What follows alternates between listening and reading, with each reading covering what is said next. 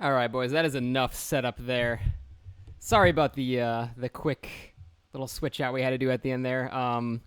Keehu unfortunately did not show up, even though I saw him practicing last night. That's unfortunate, but he is not going to be joining us today. Replacing him is True Talent, who I asked to join earlier, and then we had some miscommunication, but he's here now, and he's currently looking over the rules, and we're getting ready to go. So we'll give them a minute to get properly set up.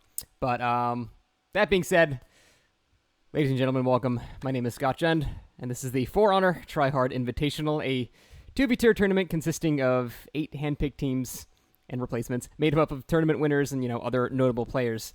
I regularly speak to a lot of people participating today, and the general consensus was both they and I would love to see a brawl-style tournament. So that's what we're doing today. Now, for those of you who haven't actually watched a For Honor tournament before, they're run in a little bit of a jury-rigged fashion because there's no actual spectator mode in the game yet. Ubisoft, please. So in order to make this work, these 2v2 matches will be held in Elimination, which is a 4v4 deathmatch mode, usually filled with, power-ups, gear, feats, and a giant map. However, in these matches, all of that will be disabled. Now, all the fights today will take place on the Cathedral map inside the actual Cathedral. Players are not allowed to leave the building or go to the second floor or just leave it in any way. Any player that actually does leave the Cathedral for more than 10 seconds will earn his team a loss for that round. The Cathedral was chosen because in Elimination there are no boundaries, so on most maps players could just run the timer as long as they wanted. However, the Cathedral has very clear exits and it's a closed structure, so all players have a very clear playing field. We also have to work with what we have right now. This is the best we can do. The Cathedral also has a good mix of, tight spaces and wide open areas, which can be a benefit and be a detriment to various classes. And finally, it has no one-shot environmental effects, which heavily rewards certain classes and punishes those without, good throws. Orochi! Initially, Revenge was disabled, but majority rule from the participants has changed that. Revenge will actually now be enabled for all the matches. This was based off of majority of the participants, and that's what they wanted to do. And finally, I'd like to set the whole tone for this whole tournament. For Honor is still in its infancy, and it's very much unbalanced, especially when it comes to competitive PvP. That being said, we all still love it, but let's try to remember to take the events of today lightly, as what dominates today may only be a nuisance a few patches down the line. The current prize pool is at about $750, which I believe is the highest prize pool for a For Honor tournament yet. 2 weeks old, what a record. Even though the game's pretty new, but I'm proud, damn it. That is really cool, and it was all community raised, so thank you guys very much. Grub and Flux, I know you guys were big for that, so thank you. To make things juicier, any donations made via the button below the stream will be added to the prize pool at the end of the match. Other than that, we are just about ready to go. I'm going to make sure True is familiar with the rules since he just kind of got thrown in here in, kind of the last second. So we'll be right back, and the next thing you see should be the initiation of the first fight. Be right back, guys.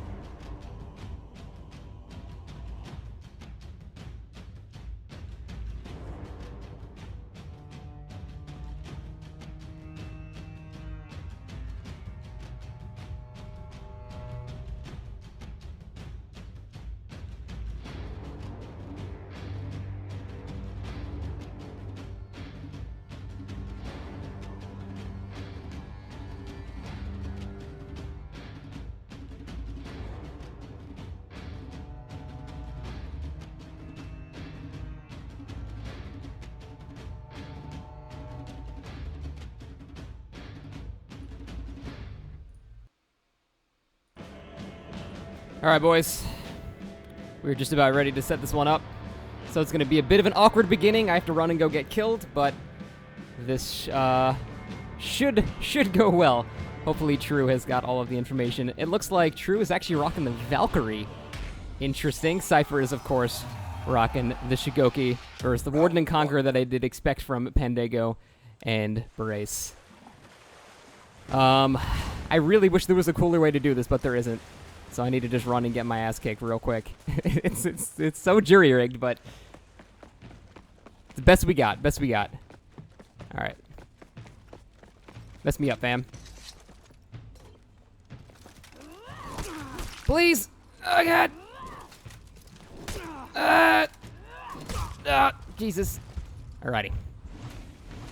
Sounds good. Oh, my God. I can't actually type for some reason because the UI is off. That's interesting. Alrighty. So let's turn that on really quick. Good to know. I didn't know that. Alright. Begin round 1. That's really awkward. We'll just have to deal with that, I guess. I'll do that every round. Alrighty. Looks like True is rocking the Valkyrie, and Sypher, of course, Shigoki. And I think Shigoki in a 2v2 scenario is going to be insanely useful with the knockdowns and the Demon's Embrace. It looks like Sypher is basically just running interference now, throwing down his charges. If he gets a knockdown, it's free damage. Both players unable to find a good initiation point. Ooh, Barace goes in with a roll, but it's met with a charge. Sypher misses a Demon's Embrace. That's going to be a lot of lost health. Little 1v1 going on here. This is quite the... Oh no, Sypher gets guard broken in the back. Sypher in trouble. Barace laying down a lot of pressure. Sypher unlocks, goes to run away. Goes for the unlocked hit. He's looking for some type of knockdown. He cannot get the guard break on Barace. Meanwhile, True is kind of 1v1ing. Oh, he gets caught in the vortex. Does not dodge it. He does not guard break interrupt it either. This is close. Looks like they've kind of diverted into two separate ones. True Talent goes down. And that is bad news bears. In fact, both of them go down. And Pandaego and Barace take the first match. Yeah, let's get HP bars on. I did not know that apparently, for some reason, if your interface is not on, you can't actually talk. That's an interesting thing that we learned. Alrighty. HP will be on next one, though. We got it.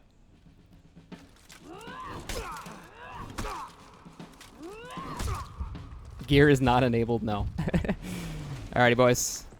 Get this set up. Begin round... I can't type. 2. Alrighty. See, I see that Valkyrie actually has a lot of potential for a 2v2 because of the leg sweep knockdown. Any knockdowns in a 2v2 scenario are really, really good. So, just like that. Unfortunately, True was not there to help with the punish. There's a leg sweep that hits... It somehow hits Pandaego, but not Barace. Even though Pandaego was further away. That was interesting. Pandaego already at half health. Nice quick jab. Another quick jab. Looking for the leg sweep, but it's blocked. Interrupted the combo. Can't get the leg sweep down. Random guard break is not countered. Pandaego looking really low. The support from Barace comes in, but the support from Sypher comes in at the exact same time. Pandaego goes down. Barace in a really, really, really bad situation here. Barace on the ground. That, again, the Shigoki knockdown is such good support. And they go down. We're at 1-1 already. Well done. Man, the Shigoki, I think, has the best knockdown. The best AoE knockdown in the game. And that is, like, it's so useful. Where are we going? Oh, that's rude. I wanted to see that. Okay. All right, let's give them a minute. I agree, Rune. 2v2s are hella fun to watch. Alrighty, a little bit of confusion there. Which team? Alright. We're ready to go with round 3. And let's do it. I said begin 3. Whatever. It was a trick. It was not Simon Says. Alright. Sypher again looking for the unlock. Charge. Dodged by Pandaego. Pandaego now currently fighting True. And Barace and Sypher in the back. Current having their own little 1v1. This is separated into 2-1v1s, which I feel like does not benefit the team. There we go. Pandaego runs back. Oh, he tricks True. Pretends he's going back to the fray, but comes around with the running attack very quickly. Pandaego out of stamina will not be able to connect that hit. Shield charge. Leg sweep dodge. No guard break punish because Pandaego's actually out of stamina. Meanwhile, Sypher running back in. Gets Pandaego from behind, but he knocks True down as well. Got to be careful with the friendly fire there. Pandaego gets a... Oh, he did not hit his... I think he went for a top light with no wall bang. That's not going to hit. Oh, the instant combo's interrupted, but from behind, True is guard broken. Looking a little low now. True needs to stay very, very defensive now. Regen some health. Conqueror cannot act... Oh, I take it back. He was under one bar. True goes down. And just like that, round 3 goes to Pandaego and Barace. So many knockdown potentials in this matchup. It's ridiculous. There's a lot of crowd control that's really important, and Shigoki is just the best for that. Where am I at right now? Oh, that's convenient.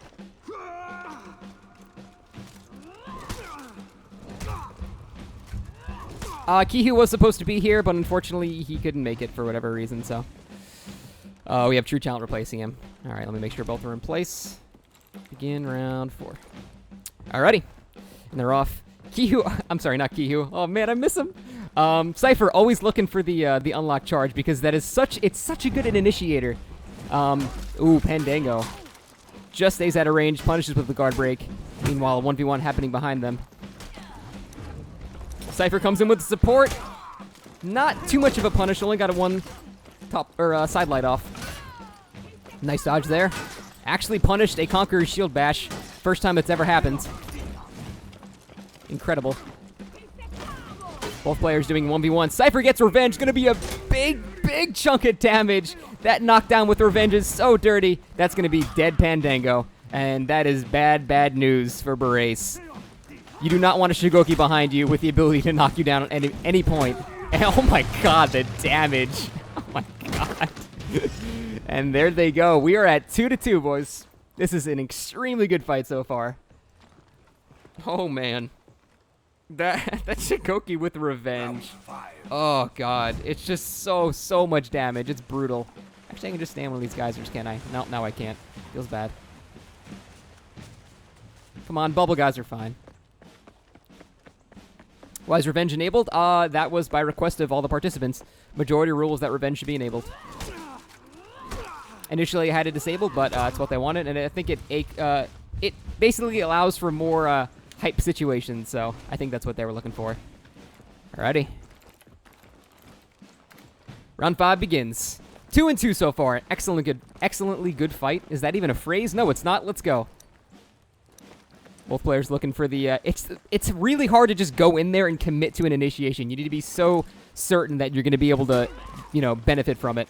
Pandaego gets a quick running attack on Sypher, and a guard break as well. Hits him with a punish. Hits him with another punish. That's going to be... Oh, he couldn't get a wall bang, unfortunately. Pandaego's out of stamina. Sypher looks to retreat. Gets a guard break. Oh, that's going to be a Demon's Brace if he times this perfectly, which he does. Pandaego loses a bunch of health. Sypher is leeching a lot back. Meanwhile, the 1v1 here. Oh, another support. Guard break. Doesn't quite connect with anything, though. Meanwhile, Sypher gets picked off. True tries to save him, but he just can't do it. He just can't do it. He had such a quick little window to save him, but he just couldn't do it. And just like that, True is in a lot of trouble. I do not see him coming back from this one. Excellent zone attack block. He gets his revenge. He's waiting for a parry. Gets it off. Will he be able to punish? He can't punish Pandaego on the ground. He cannot get to him in time. And now his revenge is going to be probably wasted. That's bad news for True. I don't see him getting out of this one alive, and he does not. Pandaego and Barace. Take the next. Round 6. Man, I've never heard round 6 before in my life. I've never actually heard that soundbite before. Learn something new every day. Sypher Shigoki is really doing a lot of work here. Like, a lot of work. The knockdown potential of Shigoki and the Demon's Embrace and the ability to be able to come back, it's just insane. So, I think Shigoki is one of the best right now. Alrighty. Round 6. I almost didn't type begin. And we're off. Getting down to the neck. First to 5 wins this one. Let's see how it goes. Missed Shigoki charge. However, Barace confirms with a knockdown. Cannot punish it, though. True playing very passive. Doesn't want to commit to anything. Breaks the counter. They separate into 2 1v1s, which I believe is not how this team would perform best. Excellent feint in the guard break. Catches him. Does not get the leg sweep, though. True gets punished for that. Conqueror doing what he does best. Shield bashes. Oh, he's turning around. He's coming back. Oh, but he... Actually, True stops the fake out. Barace tried to get a fake out runaway knockdown. But just like that, Sypher goes down. Pandaego taking very little damage. Like I said, I feel like 1v1 is not the strong suit of the Shigoki. He needs to always be supporting, and he wasn't able to do it this round, and it definitely affected them in a bad way. So True is in a very bad place right now. Barace is losing this fight, but... Oh, Barace actually got a guard break interrupt. I'm sorry, he got a guard break, but nothing happened to it. Pandaego is purely on body duty right now, making sure he cannot get him up. Although Barace is looking kind of low. Pandaego comes in to save his life. Perfect teamwork. True gets... Oh, but the cancel! He does not get the knockdown from that. However, the shield bash will knock him down, but he can't punish! This revenge is so wasted! Oh, that was so unfortunate. That was a really good cancel by Pandaego. He almost got knocked down by the revenge, which auto parries on activation. But it did not work. Round 7, also something I've not heard. Mess me up, fam. This is it. Barace and Pandaego win one more. Then Sypher and True will drop down. How does it work if fight goes out of bounds and it's a loss? Read to back.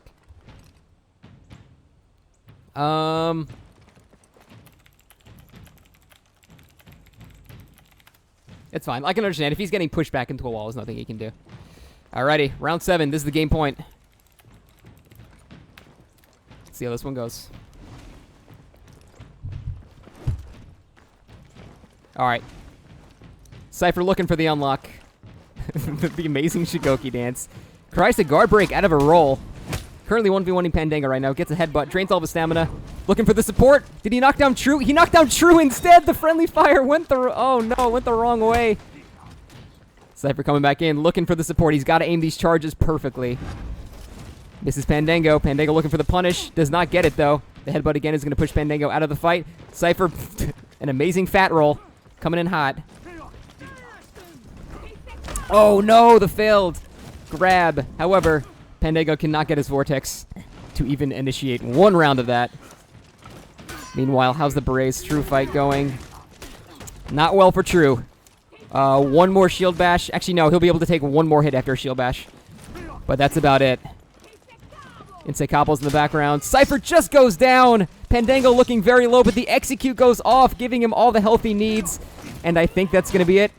I think that's going to be it. True can try to turtle up as much as he wants, but he just gets whacked in the face with a flail. Oh, man.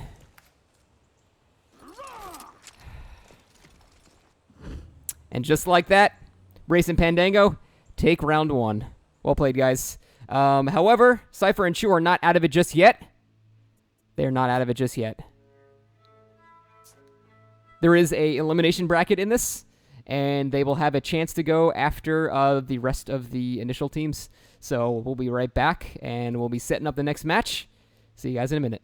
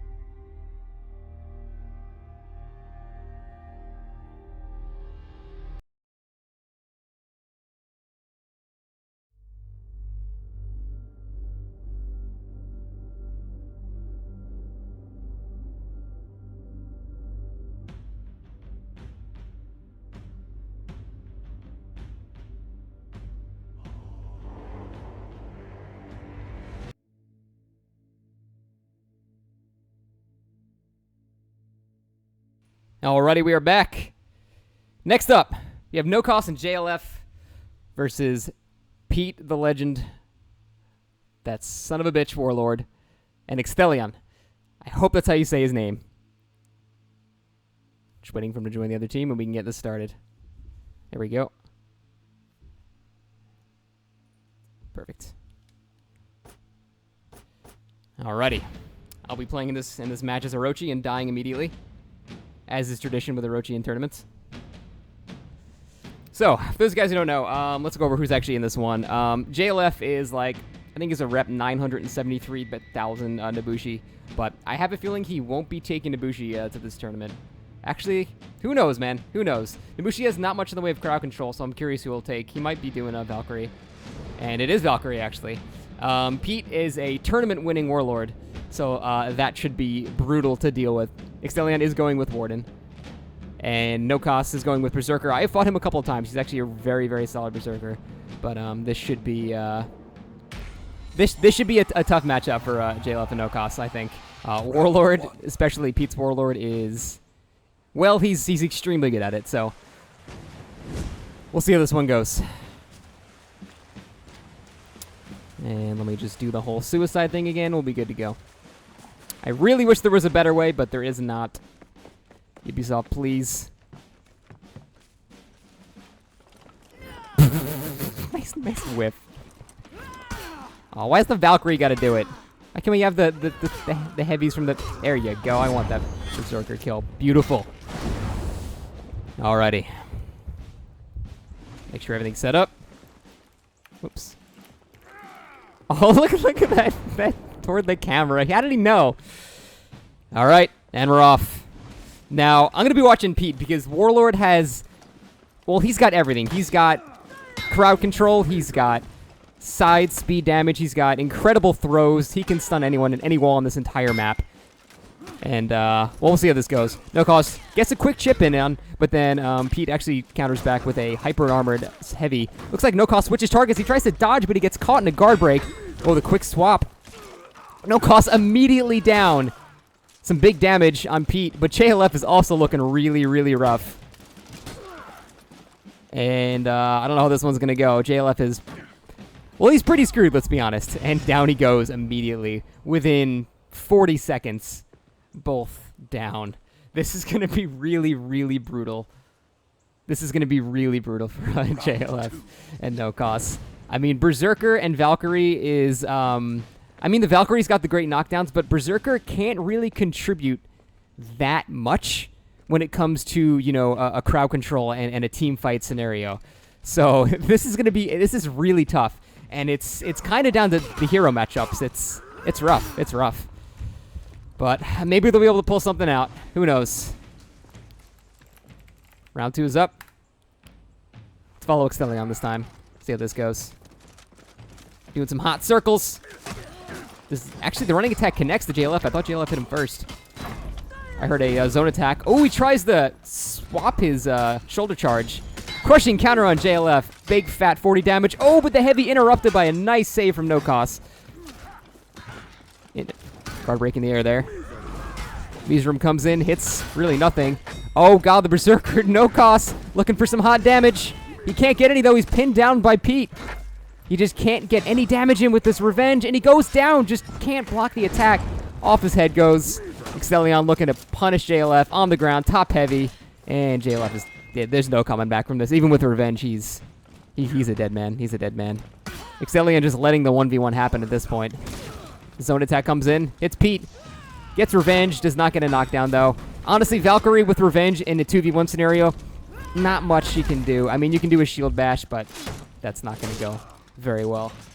I got to say, I don't think I'm feeling the whole Valkyrie Berserker comp. It seems kind of weak in this type of scenario. And, you know, the thing is, a lot of these players are just used to 1v1s. You know, they're not used to these scenarios where teamwork is absolutely vital. They're usually used to, like, you know, 2 separate 1v1s happening at the same time.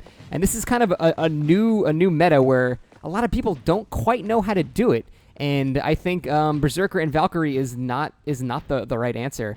Valkyrie at least has a knockdown, but Berserker, I don't know about that one. Careful, boys. going into friendly fire. All right, good. Alrighty. I think we're ready to go for round 3. Damn it, I didn't say begin again. Let's go. Alrighty. Let's follow Pete this time, see what he's looking at. Focusing on NoCos. Oh, looks like JLF gets a uninterrupted guard break. He's going to get him to punish. Will he chain him? No, he's parried out of it. Takes a big side heavy. Reset back, though. Extheleon looking not so great. Gets a hit. No leg sweep, though. Dodges it. Reverses it back into his own shoulder charge. JLF tries to run out of it, but he kind of just runs out of stamina. Now he's in trouble. No offensive capabilities coming in. Looks like JLF and Pete are... I'm sorry, NoCos and Pete are just kind of doing the same thing. They're both not really damaging each other, staying very defensive. However, NoCos hits a guard break, and it's not interrupted by Pete. He takes a giant amount of damage. Berserker has extremely punishing wall punishes. That was a sentence. And it looks like Extheleon looking for a shoulder charge. He just can't get it. He switches over to JLF, though, mid-shoulder charge, and picks him off. Cannot get the execute, though. Now he's guarding his body. NoCos is currently in a 1v1 with Pete. They're both very low. This could go either way. NoCos can... Oh, he hits... Oh, he somehow hits another naked guard break, not interrupted, and we're looking at a 1v1 scenario here. Zone attack comes out, NoCos, and they're both at 1 bar health now. Gets a quick hit, and another uninterrupted guard break. What is this? How does that happen? At this high-level play, you don't expect people to just throw out guard breaks and hit them. Unbelievable. And just like that, it's 2-1. Excellent comeback. Let's see how long they can keep it up. Man, I honestly did not see that coming. That was awesome. Yeah, he might have been in recovery. That's what I'm thinking. I know the Valkyrie has 3 separate moves where he can be untechable guard break. And that is... Watch the friendly fire, boys. That can be annoying to deal with. So, all right. I think we're good. It must have been a feint or a recovery of some kind because all these players know how to tech a guard break. It had to be some type of recovery. All right, let's check out Pete. Pete and NoCos going to town on each other. That might have been a feint from Petemoo. I saw his sword come up for a minute. You cannot tech out of that one. Gets an all block on NoCos. The support comes in. The support comes in again from JLF on the other side. That was a wonky knockdown. Oh, both on the ground. A little bit of friendly fire there. Revenge up on Extheleon, looking for the zone attack spam because he can. Why not? JLF looking very, very passive. He has to. He cannot deal with this. Ooh, that's going to be a giant chunk of damage, and NoCos is picked off with the zone attack. JLF is in the worst place you could possibly be as Valkyrie right now, and he's down. Yeah, Takero, I can wait for the geysers. I don't know, sometimes the geysers take a while to show up. You can't walk into an active geyser. You have to wait for it to show up, so... I don't want to waste their time, especially since this match is on a timer. Come on, come on, come on, come on. See? I mean, I gotta get there like before. Come on! See, it's just annoying. Oh, come on! Whatever. I'll just have them kill me. I just don't want to waste their time because I can run around like an idiot like that and have that happen multiple times, so there we go. Alrighty. Down I go. Round 5 is about to begin. Don't laugh, guys. The geysers are hard, man. Alrighty. Round 5 is going to begin. And again, Pete somehow knowing where the camera is at all times. Pete goes into an all guard. Looking for a side light. Does not connect. NoCos switching targets. Does not see Pete coming back in for the punish, though. JLF goes for the sweep. He gets the knockdown, but he's saved by Extheleon. And now JLF gets guard broken. Takes a big fat heavy. A lot of in-between going now. This is a lot of teamwork happening at once. Guard broke.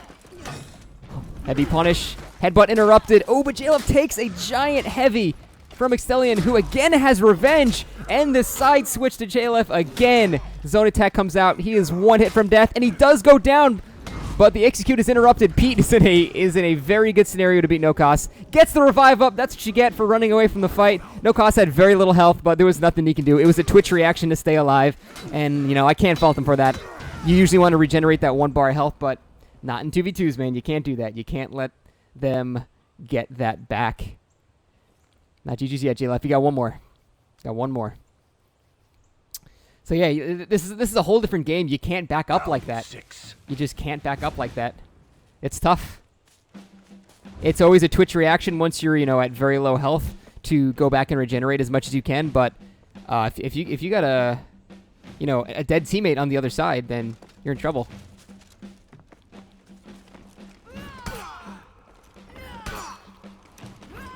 And no, he will not gain revenge from hitting me.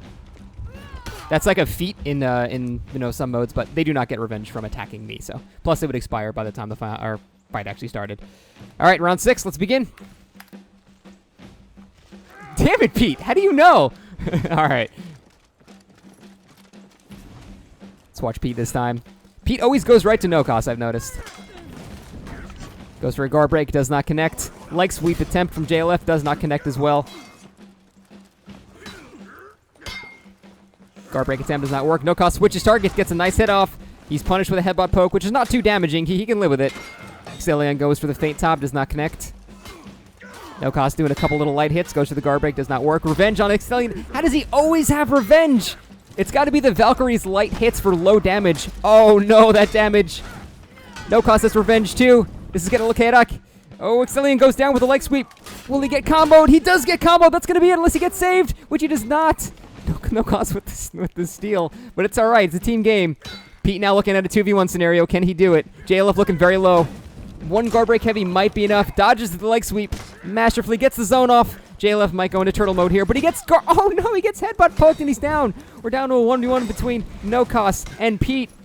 Actually, this one can go either way. I would put it in Warlord's favor for sure. And Pete is a very good Warlord, but now he's got revenge too.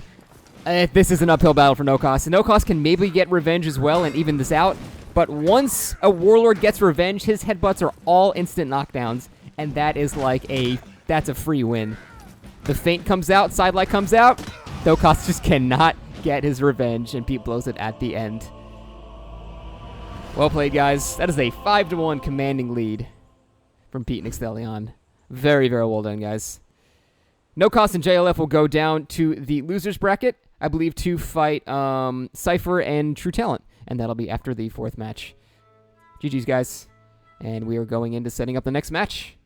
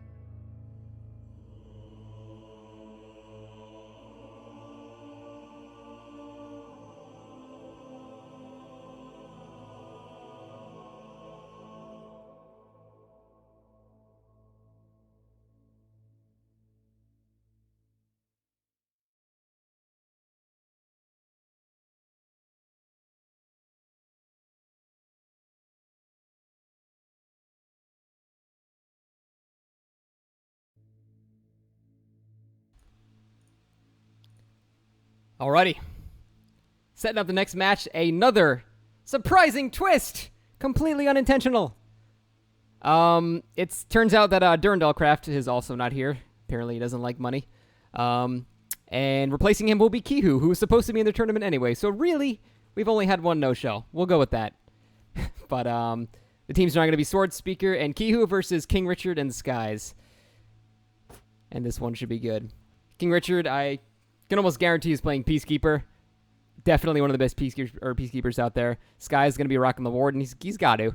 As far as Keehu, I know he plays Peacekeeper as well. Swordspeaker, I'm actually not familiar with. So we'll see how this one goes.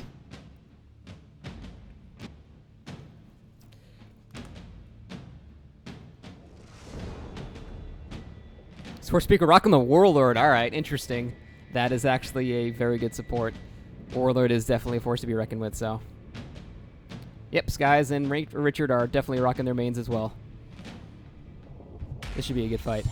Keehu is a very good Peacekeeper as well. Both these Peacekeepers are very, very good. So there's going to be a lot of jumping and poking here. Alrighty. You know, I'm just going to sit here. There we go. I figured it out. I'm the smartest man alive. Alrighty. Both players at their respective positions. Give them a minute. Alrighty. Whoops, that's team chat. Alrighty. And we're off. This guy just barrels down in. Goes for running attack. Parried immediately, but the support... Oh my god. The support from Richard does not let that parry get punished at all. For some reason, health appears to be off, and I don't know why. We'll look into that after this round. This guy goes for a wall throw. He's going to get a top heavy with a giant amount of punish. Again, I don't know where the health bars went. This game is buggy sometimes. It happens. Richard with the revenge. That's actually, God, that just happened faster than I can even understand. Jesus. I don't know why the health bars are not showing up, though. That is an issue we have to look into right now.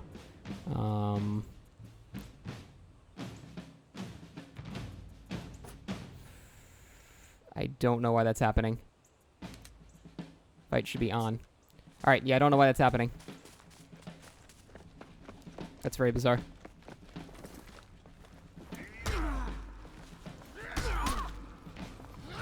Alrighty. It's gonna be hard to keep track of which Peacekeeper's which. Okay, there we go. We got the health back. We're good.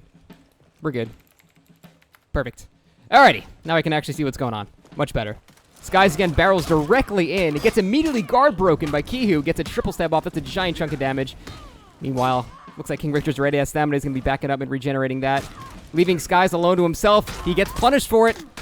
iSkys is already down to one hit.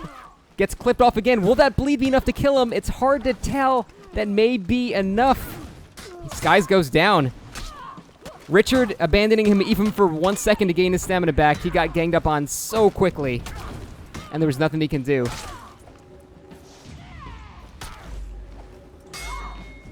Is he going to be able to pull it back with this? PK with, PK. Oh, no. PK with zone, or I'm sorry, with revenge is terrifying with that zone attack. He's looking to get it. Is he going to bleed out? He bleeds out, though. He can't finish it. He can't finish it. Oh, no. That is a that's a great example of how you can't leave your teammate. I mean, when you're out of stamina, you have very little options. So I definitely understand that. But that's rough. Where the hell? Oh, it's in the geyser area at all. Whatever. That's rough. That's really, really rough. You got to be able to you got to be able to pick your battles and stay alive. But you also need to support your teammate as well. So. Why is revenge allowed? It was the majority request by the participants. I originally had it not enabled, but they wanted it. So that is this tournament's for these guys, not for me. Round 3 is up. iSkys every time just charges directly in, and I take that back. Goes for his own attack. He actually he clips Richard a little bit, but it's very low friendly fire damage. Lunging attack doesn't connect. Turns around immediately. Skys already has revenge. Goes for the zone attacks, but it's blocked. No punish, though. Getting a guard break and actual heavy interrupt is pretty hard in these type of scenarios. keehu takes a giant chunk of damage, looking to get away, and he does. But in doing so, he leaves Swordspeaker behind, and now both of them are looking really, really low. Skys looking for a quick finisher. Gets poked in the back, though. Looked like a deflect happened. Skys is now just standing still. I don't know what happened there. He had some type of technical issue because he just stood still. That did not look good. That is not good at all. Oh, he doesn't get the revive off. He baits the revive into a parry for the triple stab. That is going to be the death. Oh, my God. Oh, man. I have to die in line of sight of the other guys to see their health. That's really weird. That's really weird. Round 4. Okay. Well, I guess the geysers are not going to work then. Anime. Alrighty. KingRichard with the clutch, though. The absolute clutch. I really wish they had a spectator mode. That'd make this a lot easier. Alrighty, though. Round 4 about to begin. There we go. Alrighty. Richard and Skys up 2-1. See if they can take this one home. Both players less aggressive than they had been in the initial rounds, being very, very careful right now. That synchronized attack on keehu does not connect. A quick zone attack punish. Heavy top does not connect. Zone attack again, running in there. Richard out of stamina against the Warlord with headbutts. He needs to keep backing out. Very nice. He stayed out, but only for a second. Just to gain his stamina back, and he was right back in it, distracting the Warlord again. Swordspeaker hitting him with some pokes.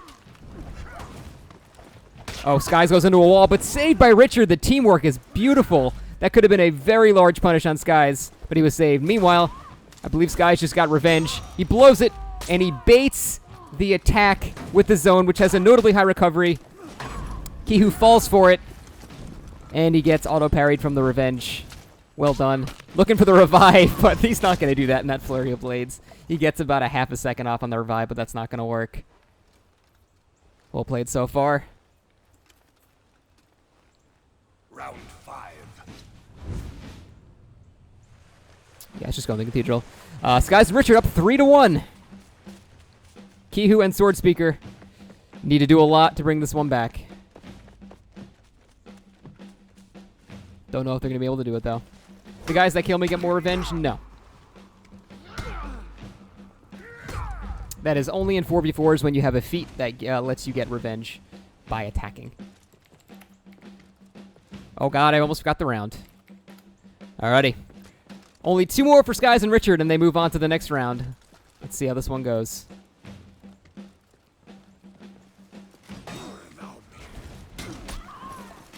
Swordspeaker gets a nice headbutt poke on. Skys dodges the next one, though.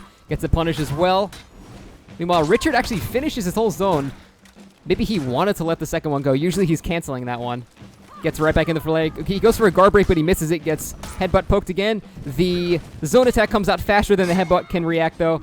And he gets it off. Out of stamina again. Goes out. Meanwhile, Skys is getting ganged up on. Might get revenge from a result of this, but he's very low. He's 1 hit from death. However, so is Swordspeaker, who goes down to his zone attack. Skys might stay a little passive right now. He just needs 1 zone attack and Skys goes down. The revive starts, but it's a bait. I'm surprised keehu didn't block that. And they go down again.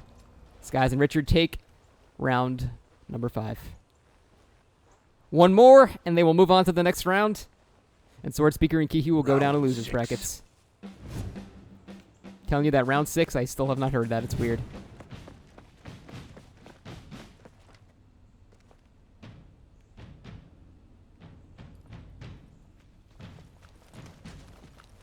Watch out yet. Don't want to get that friendly fire in. Again, I wish there was a better way to do this, but until Ubisoft allows us to have spectator options, this is all we got. So, sorry. Alrighty. Team's looking like they're about in position. This is the game point right here. And it's off. keehu and Swordspeaker have to play this so carefully. They cannot have any mistakes or they are out. Excellent parry by keehu, but he can't get punished. However, the charge comes down. That's going to be a heavy punish on KingRichard, who somehow gets headbutt from 13 feet away. Swordspeaker gets zone attacked. KingRichard runs back in, catches keehu by surprise, and he gets back out. keehu looking for any offense he can get, but KingRichard stays on the defensive. Meanwhile, Skiles is alone for a minute. However, Swordspeaker gets lunged in the back, triple stabbed into the wall. Follow-up light. Does not get it, though. I'm sorry, heavy. Swordspeaker just cannot get a hold of Richard, who's always backing up at full stamina. Never able to actually punish him. And Swordspeaker's going to go down to this triple bleed. Skies is only, Wait a minute. Oh, no, the turnaround! He got revenge mid-stab! Never mind. Swordspeaker's still alive. keehu is down. Swordspeaker just has a little bit of health left. Oh, and he goes down. Both Richard and Skies were both so low. If there was any chance to bring it back, that would have been it. That would have been it. Well done, guys. That was again, a 5-1. Very, very well done. All right. Connection has been lost. That's all right. Match was over. Skies and Richard takes it. Swordspeaker and keehu go down to the losers bracket, and we will be right back with the next match, which I like to call the Dark Souls nostalgia match. PraisetheSun and Ouroboros versus Cestial and Skorbrand. Brandon, if you're not here, I'm gonna punch you in the face. I swear to God, you son of a.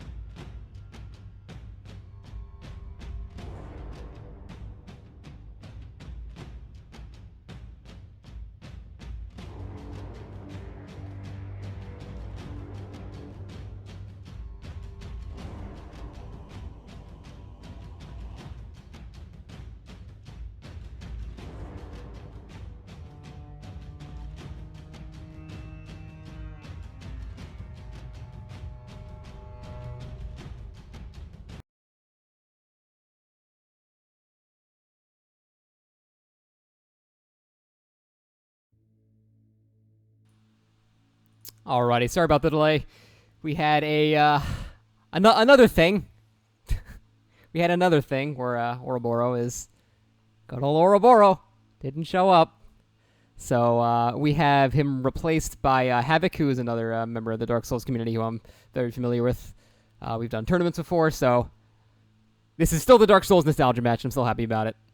But it's going to be PraisetheSun and Havok versus Cestial and Skorbrand. Again, two very prominent Dark Souls members. Cestial, a really good player, and Skorbrand actually is even finding tech for this game right now. He's definitely one of the guys that finds this kind of stuff. So he's very much into the technicals of the game. So I wouldn't be surprised if he's got some tricks up his sleeve. And I think, yeah, they're going to rock the Warlord and Peacekeeper combo, which is... I remember them talking about that earlier. Skorbrand actually started as a Nobushi, but Nobushi isn't quite, up to tournament level. So he switched over to Warlord, and, well, Warlord is obviously at tournament level. He's quite good. And then got, you know what, even though I like Cestial and Skorbrand, I got to root for PraisetheSun and Havok, just because Praise is actually bringing Orochi, unironically, to a tournament. I respect it, man. I respect it. It's gonna be tough. It's gonna be very, very tough. But we'll see how this one goes. Round 1. So many top lights and zone attacks in our future, guys. You have no idea. Alrighty. Get this one set up.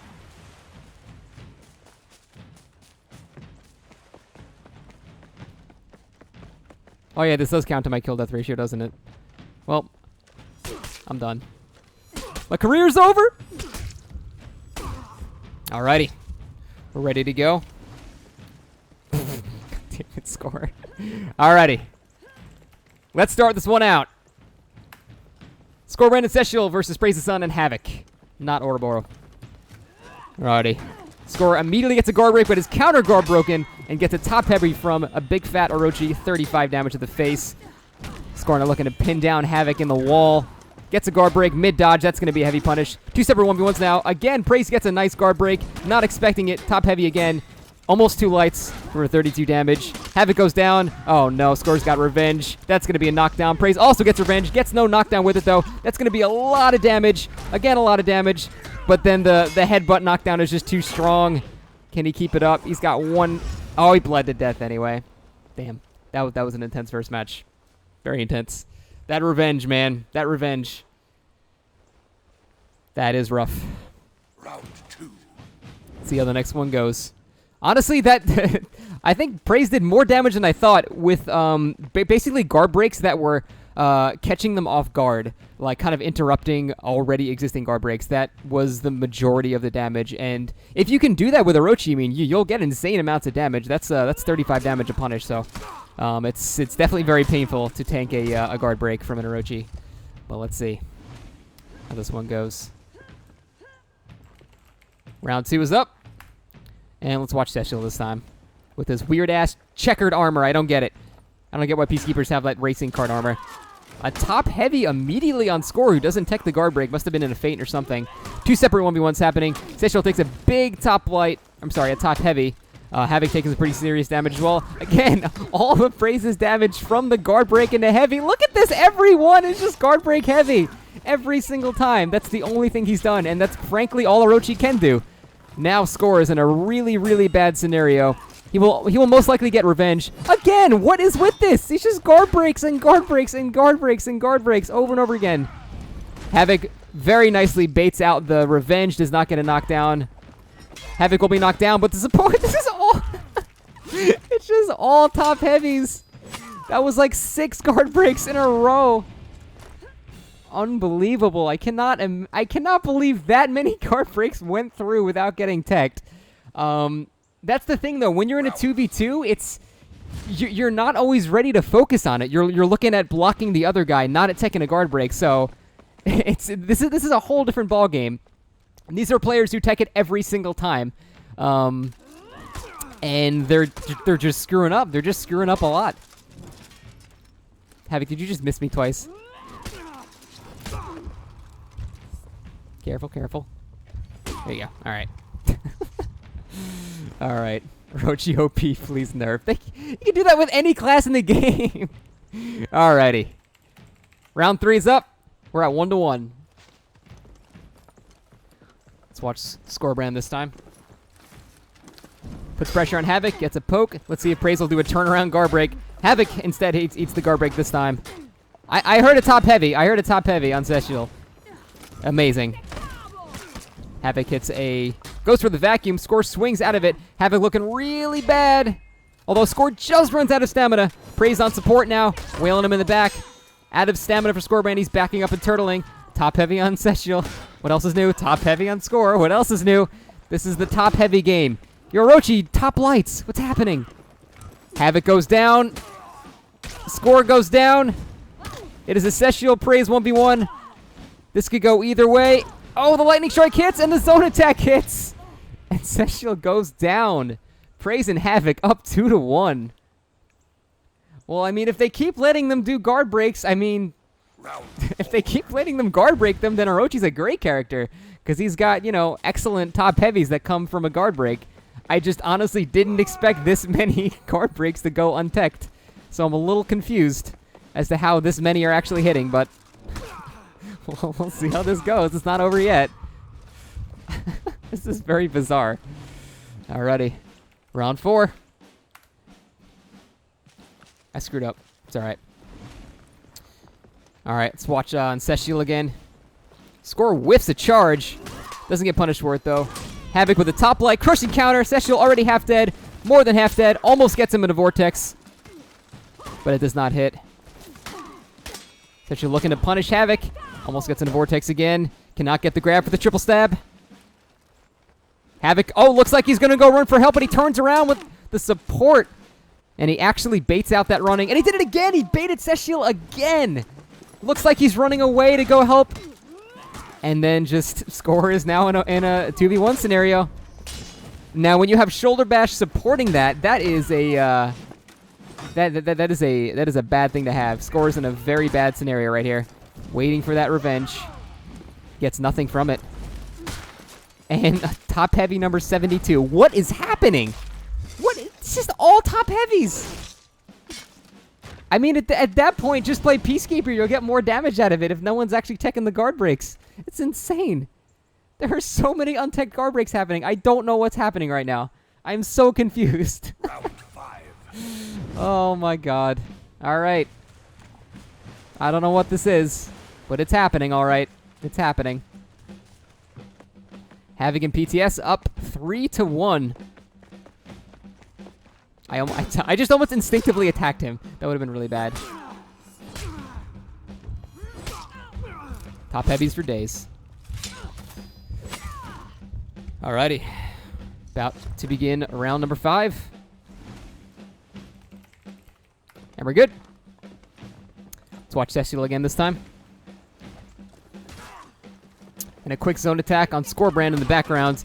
Oh my god, the guard break was teched! World first. Hit by a Storm Rush. What is this game? What is this? I'm sorry, I don't know what's happening.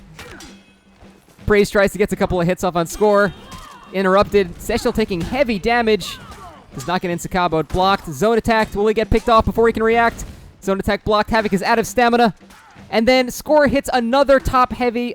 What is happening? Zone attack canceled by Skor, saving Cestial's life. Cannot get the execute off, though. Mid-execute, he goes down. Now it's just Skor versus PTS. Skor looking for... And what is happening? Press square! What are you doing? Okay, I'm sorry. Cest and Skor, did you get paid off to pretend that Orochi is viable in tournaments? What is this? What is happening? They had to have been paid off. So many untech'd guard breaks. I don't understand what is happening. I don't understand. This is ridiculous. This is the weirdest thing. I'm fairly speechless right now. I don't know what's happening. This is not something I would have expected. Like, Cest and Skorbrand play this game 8 hours a day every day. I don't get it. I don't get what's happening right now. But this is happening. Round 6, let's go.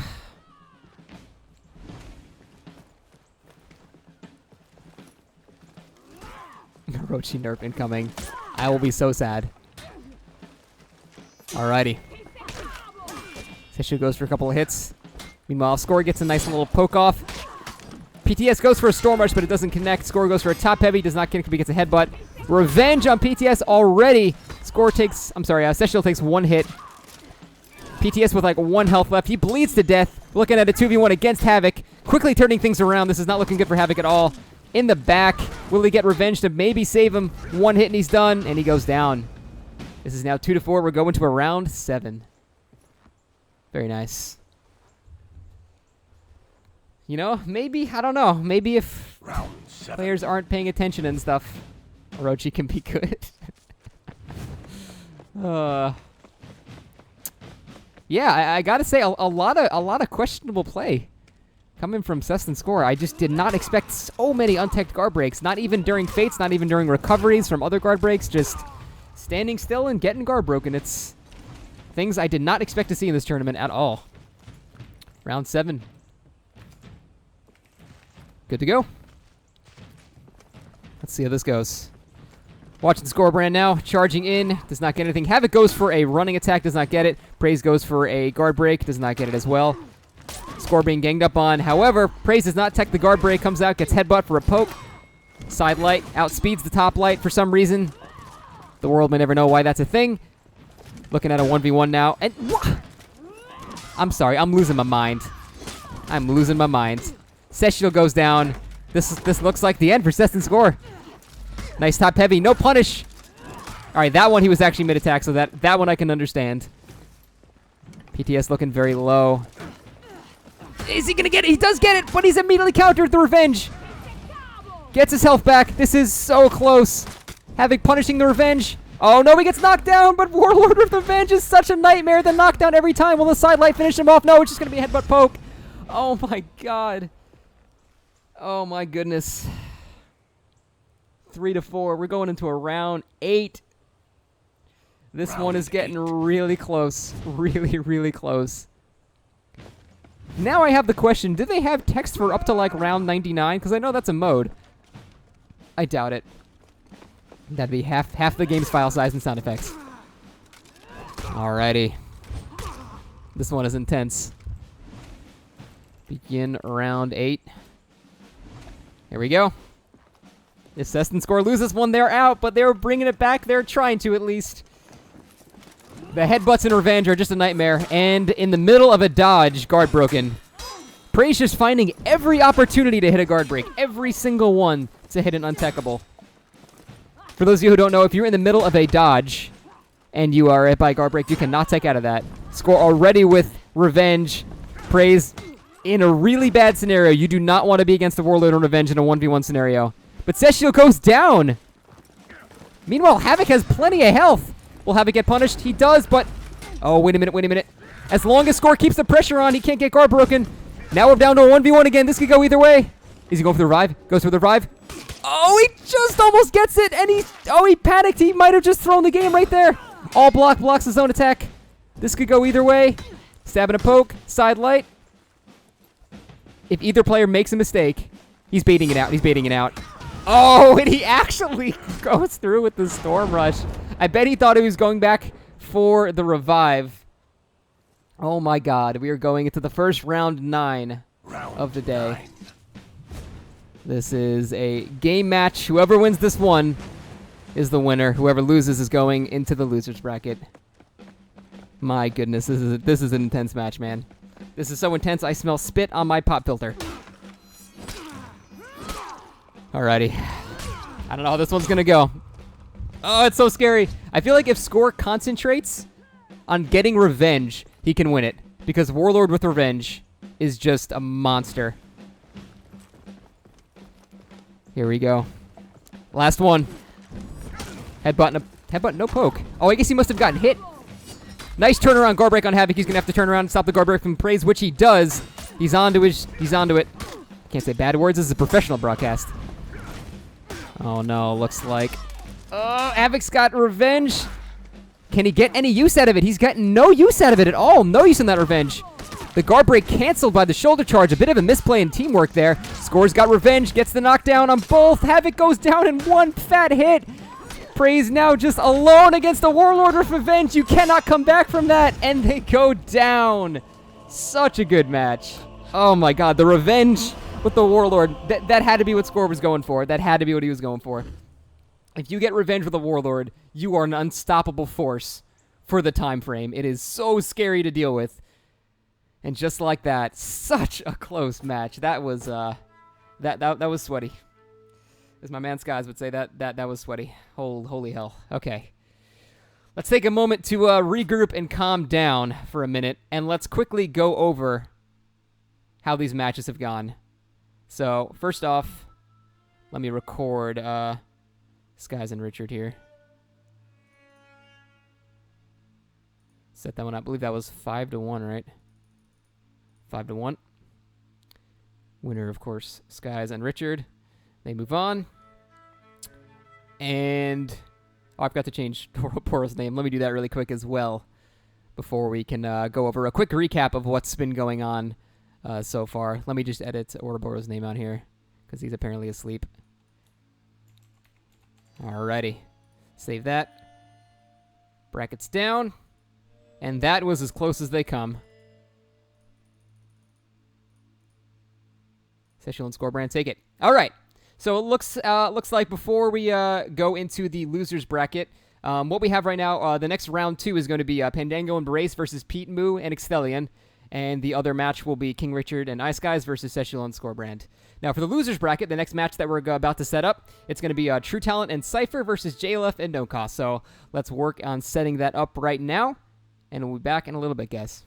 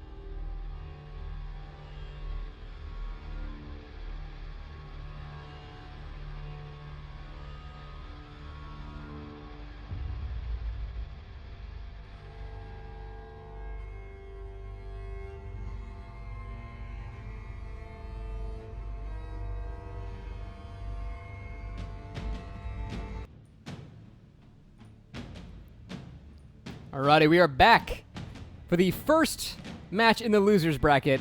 We have True Talent and Sypher versus JLF and NoCos. And yes, I wanted to see this so bad. True is bringing the Raider, the legendary Raider. I can't do his accent. It's amazing. And looks like JLF is sticking with Valkyrie. NoCos switching from Berserker to Warden. So we got a definite switch going on here. But we'll see how this one goes. But man, I wanted to see his Raider and his Ermin for a while. So Raider's got a lot more 2v2 potential, I believe.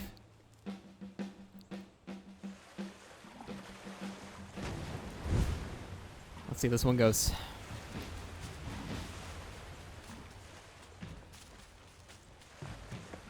Exactly, Snow. You got it, man. You got it. Alrighty. Friends, if you could take off my head, that would be fantastic. Thank you, thank you. Why are you always going to let JLF do it with his weak heavies? Alrighty. 25 damage. What a weak top heavy. Alrighty, round one. Looks like it's about to be good to begin. Alright. Let's do it. Sypher again, going for his unlock. I mean, that's how Shikoki is used best. Does not get a knockdown and gets punished for it. And somehow Sypher goes down himself. He must have gotten a leg sweep in the middle of it. Sypher getting ganged up on, knocked down again and again and again. Finally, JLF out of stamina. Is Sypher going to punish it? He can't punish it. Meanwhile, True gets a parry. Throws him to the wall. It's going to be a big fat top heavy for a bunch of damage. NoCos getting wailed on. But his heavy is actually parried. That's going to knock him to the ground. That's a free top heavy. And then the support from Sypher comes in. Sypher with revenge. That is going to be bad news for JLF. You do not want a Shikoki with revenge. Throwing unblockables at your face. Oh my goodness. Shikoki with revenge may be scarier than Warlord with revenge. I don't actually know. Mjolnir, no, this game does not have a spectate mode, which is why we're doing these silly things. But we got to work with what we got, man. Got to work with what we got. My god, that Shikoki with revenge, though, is just a tank. It's just an absolute tank.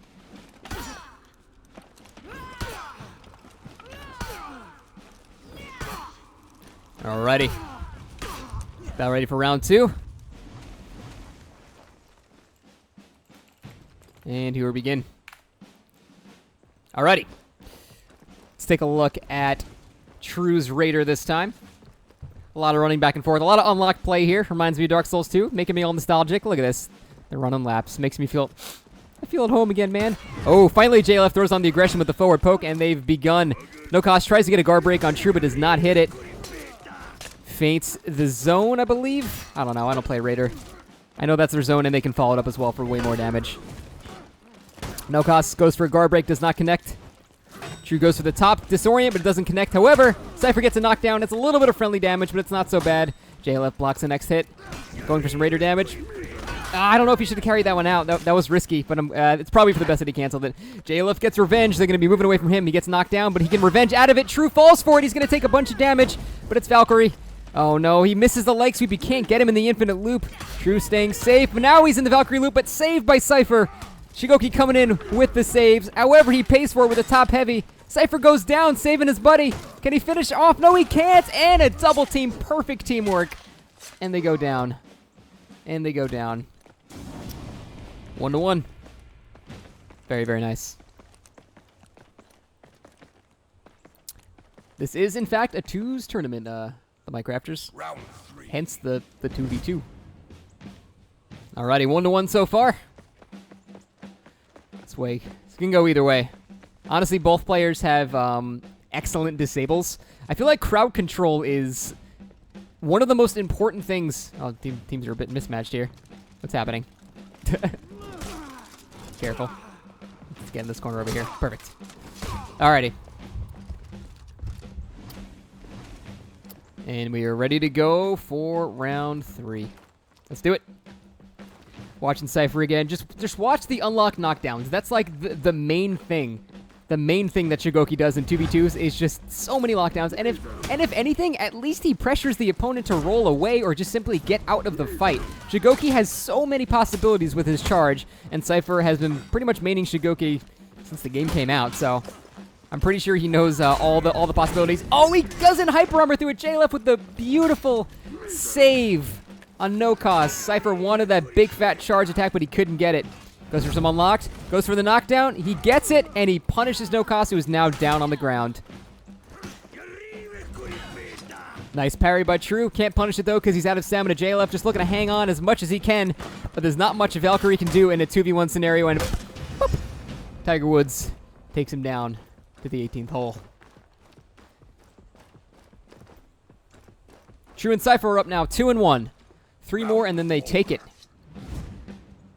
But yeah, very, very impressive work by Sypher Shigoki. It is running so much interference. Shigoki is so versatile in these modes. It is just very, very useful.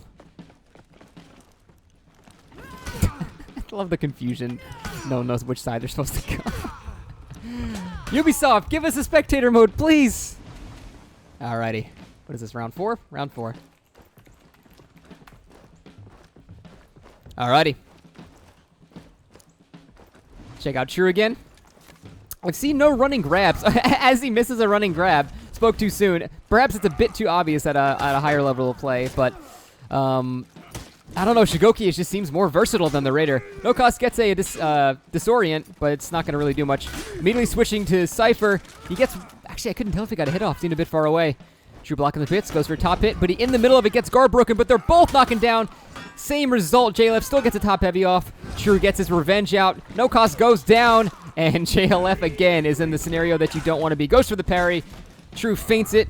Goes for the regular hit. Heavy takes him down for the execution. Now it is 3-1. True and Sypher in the lead. Getting close to a commanding lead now. Round 5. Falling out of the map is Tui. For some reason, I cannot see the health bars of the opponents. If I die to the geysers or something like that, I can't see their health bars, and that's really bad. So I have to die here. I don't know why. But again, this is a very crude method of hosting a tournament, but we have no spectator modes. This is as well as we can do, really. So, alrighty. Round 5 is a go.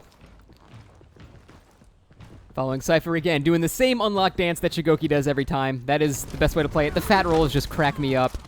NoCos looking for a punish on that, but he gets nothing. Guard broken from behind, it looked like. Oh my god, Sypher just getting bodied. But he's getting out. JLF goes for a poke. Does not hit anything. Oh, he gets the backbreaker. Demon's Embrace on NoCos. Sypher getting a bit of his health back. Still fairly low. He must have been very low before that happens. NoCos goes to the guard breaks. We're looking at 2 separate 1v1s now. Miserum doesn't connect. Countered by a beautiful charge. That's going to be a big fat heavy. Oh, from behind though, JLF with the leg sweep. Can he get punished for it? He does get punished for it. Sypher goes down. Only True left. He gets a parry. Gets a nice hit on JLF. Cannot really guard break the parry. In a 2v1 scenario, that's very, very hard to do. The other opponent's got to be not really doing anything. Miserum knocks him out of range. Goes for the revive. Baits it. Just can't get it. Both players are looking pretty low. True has a health lead on both of them, but...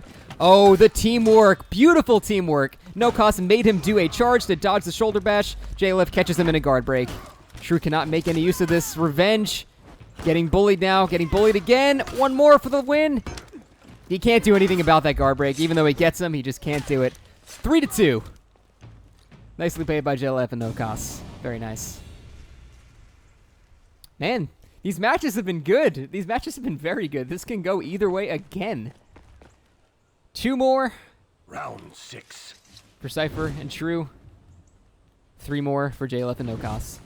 Good fights, though, man. Really good fights. It is really unfortunate when you get a nice parry and you can't do a guard break punish because the other player is going there to save you. But that is part of the meta of 2v2s, and that's why parrying is actually quite... it's not quite as effective in 2v2s, which I really like.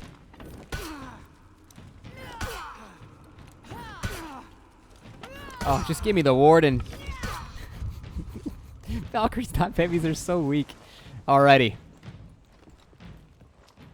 Round 6 is a go. Let's take a look at True this time. You can, in fact, guard back from behind. That's a very useful tactic here. Knockdown, but True cannot punish the knockdown. JLF gets up too quick. It's blocked. Beautiful knockdown again. Shigoki putting in so much support work to get free hits. Oh, here comes the double team on the Shigoki. However, True stops it. NoCos was going for a shoulder charge, but he gets interrupted. Sypher looking really bad. Oh, it's not going to kill him, but he's going to be low. Gets a block, but he's got revenge now, and that is a fat man with revenge. One of the scariest things you can see in your life. Goes for a guard break. He's not making much use of the revenge, though, I gotta say. No knockdown on that one either. Sypher gets picked from behind. One little touch left. JLF takes Sypher down. True by himself, looking in a really bad scenario. No stamina, half health. NoCos, half health. JLF full health. True's done. Can he pull this back? Can't even get a knockdown with his revenge. Poke from behind. Gonna be another poke from behind. The leg sweep. He gets up suddenly without any hesitation. Don't know how that happened. And the disable is too much. The disable is too much. We're looking at a 3-3 match. 3-3 match. Very, very nice so far. The Valkyrie is JLF. He usually mains Nabushi. He's got like I think a rep 14 Nabushi now. Round 7. But Nabushi ain't so great for tournaments. So, you want to just off me right here. Save yourself some time. Yoop. Well, that's just rude.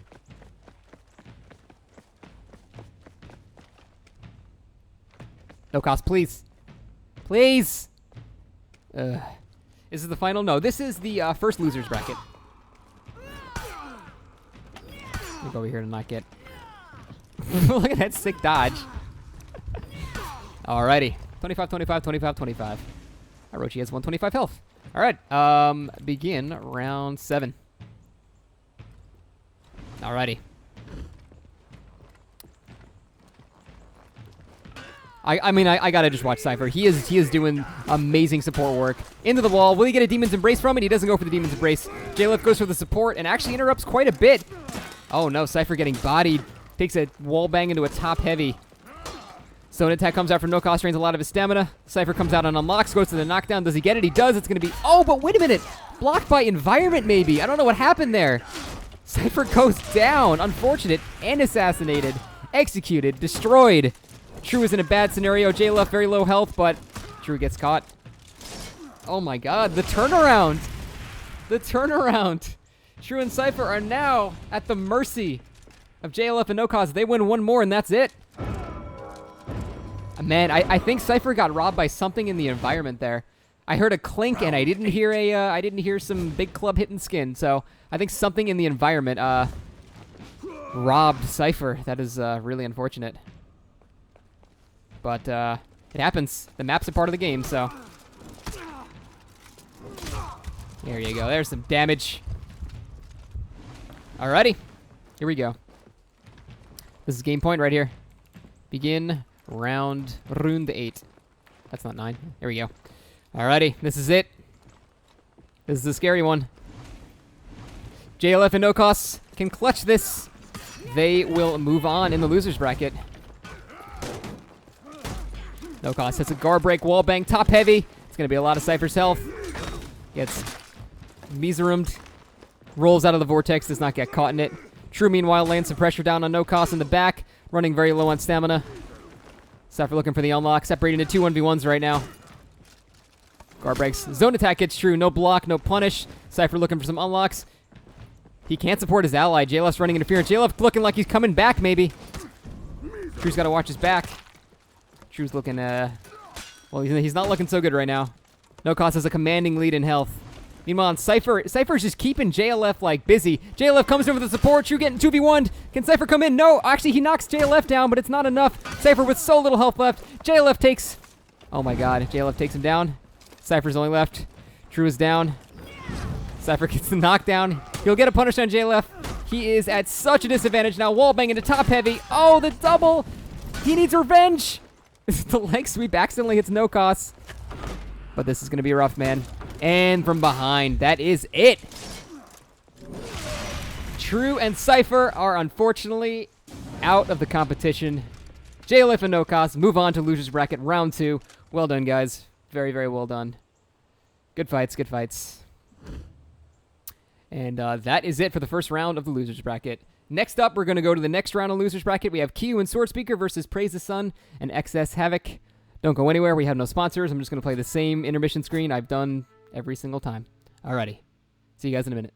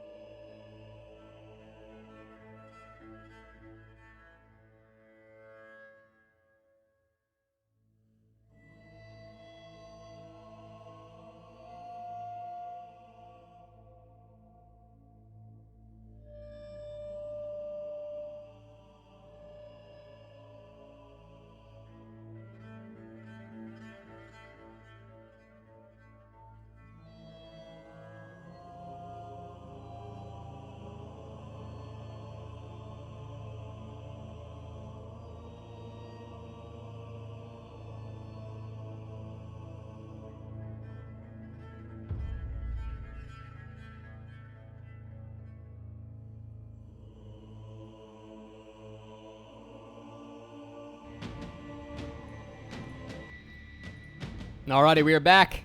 This is the second of the two losers bracket matches right now. We have keehu and Swordspeaker versus PraisetheSun and Havok. And it looks like they're bringing what appears to be the same. Yeah, they're all bringing the same characters to the fight. This one, I'm not sure how it would go. Honestly, in terms of hero matchups, I would put it on Swordspeaker and keehu's side. Valkyrie and Orochi are just In my opinion, not quite up there with Warlord and Peacekeeper. But we'll see. There've been a lot of missed guard breaks, or a lot of missed guard break tech, so we'll see what happens. We'll see what happens. Let's just get this silly part out of the way, and we can begin.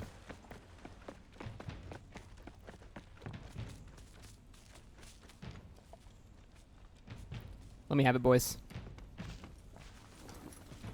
I almost instinctively went to parry that. God, I really got to take my hand off the controller here. Alrighty. I think we're good to go. Praise a little antsy there before I went round one. He charged him. That's alright. That's alright. Oh, in a horrible turn of events, Praise gets top heavied. Meanwhile, Havok getting bullied by some headbutts, laying some decent damage on there as well. They're about equal right now. I'm sorry, was that a Storm Rush that hit again? What is happening? I heard the Storm Rush sound effect. I'm watching this. 2 top lights into zone. keehu blocks the zone though. Zone attack blocked. Praise does not hit a guard break. keehu's gonna stay back for a moment. Havok again. Very even fight from behind. The support. Oh no, oh wait, no. The revenge comes out on Praise. Can he make any use of it? Oh, keehu gets taken out from behind while distracted. Praise on 1 health. He goes down. It is now Havok and Swordspeaker. Valkyrie versus Warlord. If they were at equal health, I'd give this to the Warlord, but however, he's only at 1 bar. Swordspeaker is at 2. This definitely could go either way. 1 leg sweep and he's done. Quick poke to the side.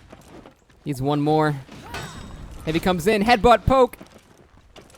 I mean, what else are you going to do with Warlord at this point? All block and a headbutt poke again. Looking for an opening. Gets 1. Can't finish him off, though. Probably going to slowly regenerate. And he gets revenge. That is really, really, really bad news for Havok. That is true. Havok did play Warden before. Thanks. There was a change. That's my bad. Just like that, round 1 is over. The Warlord Turtle, man, it works. You built up that revenge meter. It's brutal. You cannot parry the Pokesy Moose now. Feints are a bit scarier in 2v2s, Tossberg.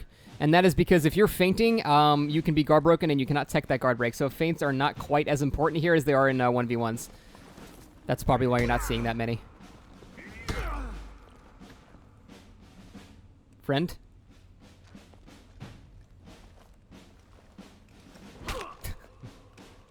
Friends? Should have banned Warlord. That is not a good way to do it. What are you doing? Kill me. What are you doing? Thank you. Alrighty. In round 2.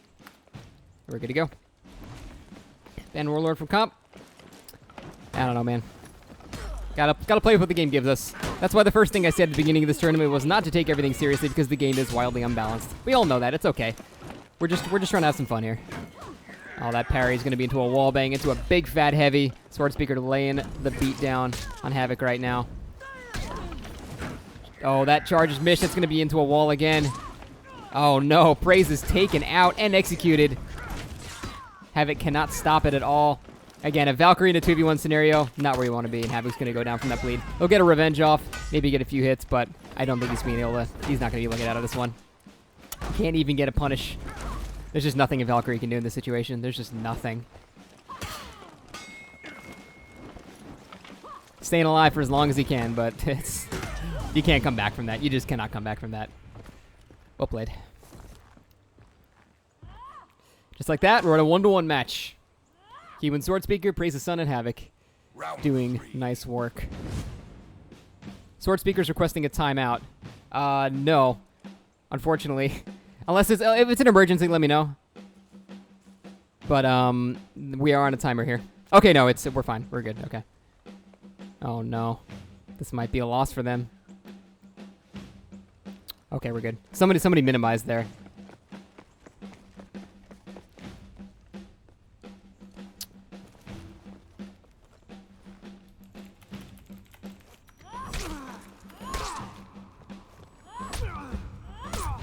Down I go. Let me make sure he's here and ready to fight. Let me see him. Okay, good. As long as it's not like a really bad emergency. then we're good. But we are in a timer, and there's no way to really stop the timer because there's no tournament mode in this game, so. Sorry, did I hear a deflect? Did I just hear a deflect into parry? I don't know what I heard there. And unfortunately, he decided to do a side attack with, as Orochi is a terrible idea, instantly gets into a parry. Top light into another parry. Not a single attack is landing. Headbutt into poke. Praise is in a lot of trouble. Goes for a top light, but headbutt is faster. Again, for some reason. Wallbang, that's going to be the death. Praise. Annihilated there. However, wait a minute. Are we down to 1v1? What happened? We're down to a 1v1 somehow. Looks like Havok must have actually won against keehu. Valkyrie and Warlord 1v1. The feint into guard break connects. Will he get the leg sweep? No. Now he goes for the leg sweep. Well timed. It's going to be heavy. Guard break comes out. No, he just waits and goes for a side strike. Smartly not going for any combos because Swordspeaker knows the combos. He knows how to counter them. Top light hits even though it looks like his shield is up. Goes for the revive. Can't get it. There he goes. And he just lets him do it. What was that? He just lets him revive. He just lets him revive. That's gonna be it. That's gonna be it. There's no way he can come back from that. Valkyrie has some of the fastest attacks in the game, and it looks like Havok just choked. He didn't want to commit, and he just let him do it. And just like that, he gets another revenge though. Swordspeaker in turtle mode, and he can turtle as long as he wants with Warlord. Oh, but he gets picked off right at the very end. Picked off, bleeding to death. Still a loss.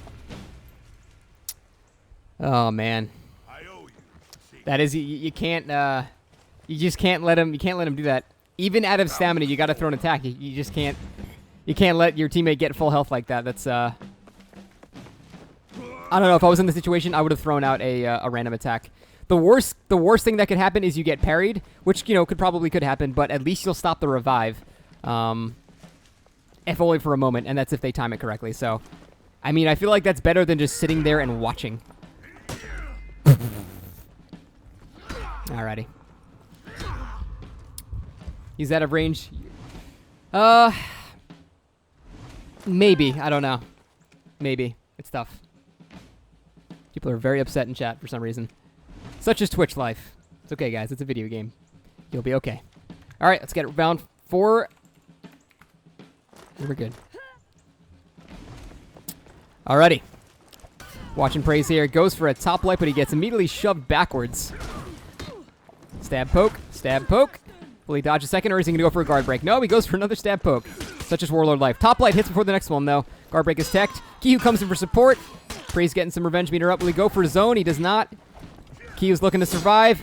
He actually carries out a zone attack. Or, I'm sorry, a storm rush, which is a one-way ticket to Parry Town. And he does. Ooh, almost. keehu actually gets picked off from behind, though. Swordspeaker in a really bad situation. Praise with revenge, too. Having to turtle against both of these players who are both at different angles. This is tough.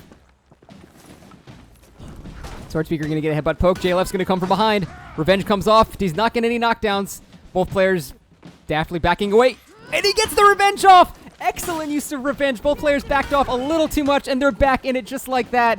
Oh, that is so disheartening. That is so disheartening for Praise and Havok, but Swordspeaker still goes down. Gets a long execute. That'll be a lot of health back.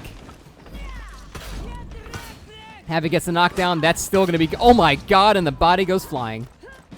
The body goes flying. Alright, just like that. 1-4. Praise and Havok. Still in it. Still in it. For some reason... There we go. Let's say, for some reason the battle music kept going. This game can be a little buggy sometimes. Alrighty.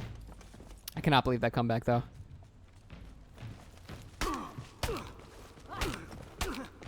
Boop, boop. And the kill steal by Swordspeaker. What a scumbag. Alrighty. Going in around 5. And we're off. Watching Praise again. As an Orochi main, I have to root for the Orochi. It's so sad. Orochi in high level is very sad. He's got basically 2 attacks. Everything else is going to get parried on reaction. So seeing an Orochi fight is always makes me happy. But in a 1v1 scenario, you're never going to beat a Warlord. 2v2 is a bit different, though. You can catch people off guard with guard breaks. And it's not the same scenario. Falls for the Storm Rush feint and a guard break. One of the oldest tricks in the book. Swordspeaker lays down a headbutt, but he trades with the top light. Praise in a lot of trouble now, though. As Havok goes down. Hits a top light, counters the guard break, goes back to the top, hits the top light again. Cannot stop the headbutt, though. Gets his revenge, gets no knockdowns. What can he do with this? As long as he's on constant pressure by the headbutt, he can't get like a safe attack. Gets a zone off, gets one off. Ah, he tried. Just could not do it. It is now 1-4 in favor of keehu and Swordspeaker. Very, very close. Round 6. And there's that round 6 again. That still catches me off guard because I rarely hear it. I am enjoying the copy pastas in chat. Those of you watching on YouTube, I feel bad for you. You do not get to see the amazing copy pastas. Why would you allow Revenge and Revive at a tournament? Both were requested by the people in the tournament. So I'm pretty sure if all of them want it, then I think it's an okay rule. Alrighty. This could be a game match. Here it comes. Let's go ahead and watch Havok this time. See what he can do. Goes for the pressure on Peacekeeper. Gets interrupted on his second light. Peacekeeper's speed is just about on par with Valkyrie's. Havok at a serious loss. That's going to be free. Untechable guard break from the top attack. Very unsafe to do against a Peacekeeper. That punish is rough. keehu still rocking stamina. He cannot get an attack off. Havok might be flawless here. He's going to be flawless. keehu backs up. Havok's going to bleed to death. He can't even get punished for it. Havok completely flawless. And Praise is in a very bad scenario with a headbutt in your face all the time. And he does another Zephyr Slash, which is, again, a ticket to Parry Town. Anything in the Orochi's moveset that is not a top light or a zone is a one-way ticket to Parry Town. Nice parry. Gets a clean hit on Swordspeaker. Can he bring it back? In the back, though. That's rough. Like 1 millisecond of health left. And the zone attack for the insta-kill. Nicely played. Good try. Very good try. But that is GG. PraisetheSun and Havok are unfortunately out, while keehu and Swordspeaker will go on to challenge. Well, we'll have to find out. We're going back to the winner's bracket now, so stay tuned, and we'll be right back, guys.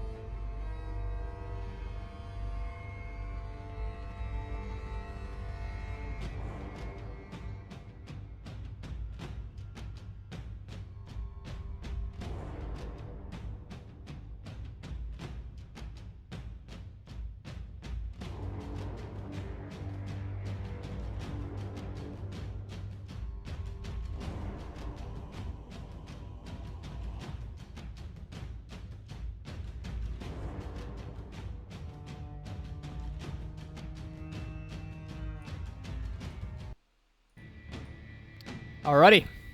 We are now here for round 2 of the winners brackets. We have Pandaego and Barace versus Petemoo and Extheleon. These are all very, very solid players, and this should be a very, very good fight. Extheleon is going with Warden again. Pete decided to drop the Warlord and go with Shigoki. Interesting. Pandaego is still sticking with Warden, Barace still sticking with Conquer. But Pete is rocking a Shigoki now. I would like to see this for sure. There's going to be a lot of great support coming from that. But yeah, I'm surprised. Pete is a very notable Warlord. But I mean, Warlord is probably better for 1v1s. I would say Shigoki might be better for 2v2s.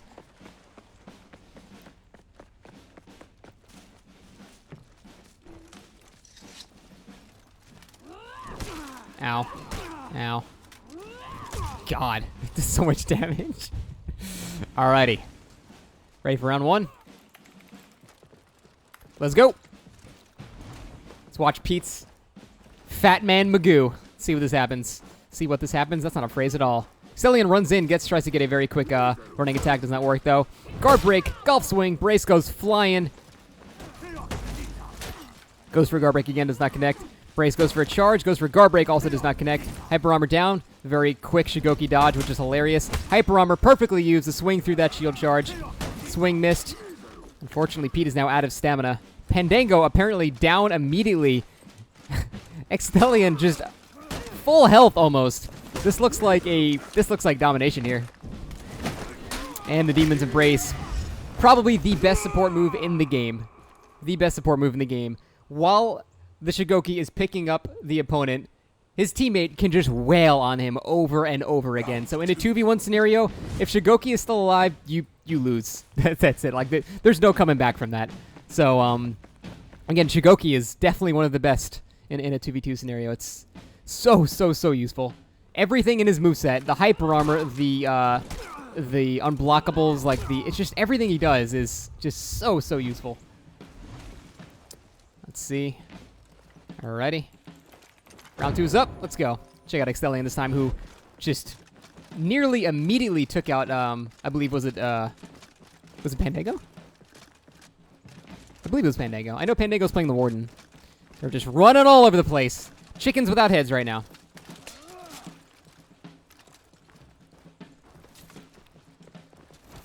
Extheleon looking for an opening. Feints and the immediate switch. I don't know if that actually connected with Barace, though. Looked like it went through Pete. Shoulder charge into feint into guard break. Does connect. Pandaego does not tech it. Probably mid dodge. Shoulder charge 180. Barace blocks the top light.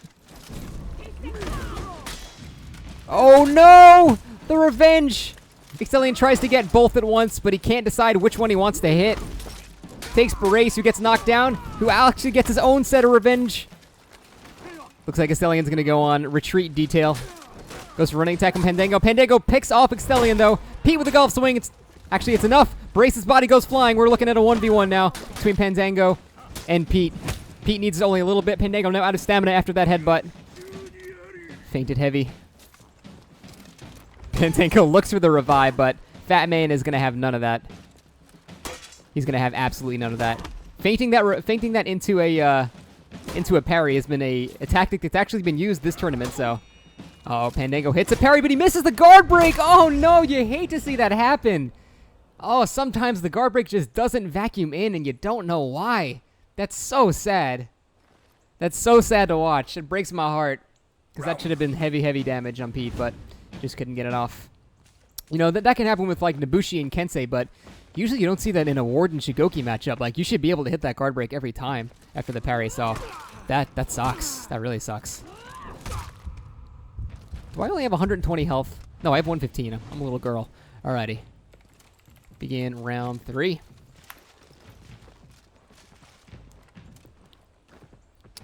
Pete and Barace up 2-0 right now.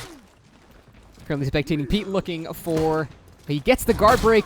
Barace did not predict what he was going to do. He had to choose between the charge or the guard break. He chose wrong. Finally rolling out, not taking any of the vortex.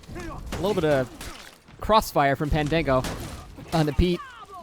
Barace lays a couple of hits down. Barace goes for guard break, does not hit it. hyper armoring through. Looks like we got some revenge going on. Extheleon currently fleeing for his life. Does not want anything to do with the Warden with revenge. Pandaego's revenge is pretty much all gone now. And they've reset back. Pete takes a guard break, but Barace does nothing about it. Almost like he didn't expect to hit it. Extheleon looking a little low. Pandaego punishes that perfectly. So many pizza combos happening. Both players in a standstill.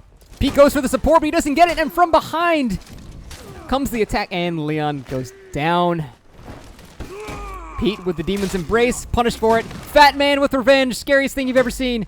Just get out of there, boys. You don't want any of this. Barace holding his own, though. Not taking anything. And that's about all he'll get out of his revenge. Staying alive for as much as he can. Pete the Legend, can he do it? He cannot. The top. The perfectly staggered attacks. The timing on there was very good. It was top and then top and then top and then top. He couldn't commit to blocking all of them at once. So that was very, very well done. Good teamwork.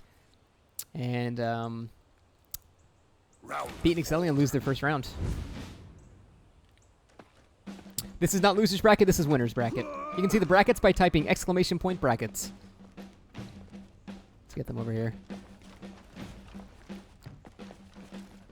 Keeping them top heavies, baby. Oh my god! Oh, never mind, I already lost them all. Alrighty, round 4. Here we go. Crap, I typed round, the whole tournament's invalid. Alright, here we go. Watching Pete looking for the unlock. Does he get it? No, it's dodged. Barace goes for the punish, however, Pete uses his hyper armor to get through it. However, now the hyper armor's gone. Barace looking for the punish. He can't get it, though. Another good hit. That headbutt's going to drain half his stamina. Feints and unblockable, but he doesn't actually carry through with it. That'll be a free parry. Parry comes through into the wall. Will he get a Demon's Embrace? He does. He's out of commission for a minute. Going back to Extheleon and Pandaego. Falls forward on the ground, top heavy. And he's done. Barace is in trouble, boys. Looks like someone's going for body protection duty. That'll be Extheleon.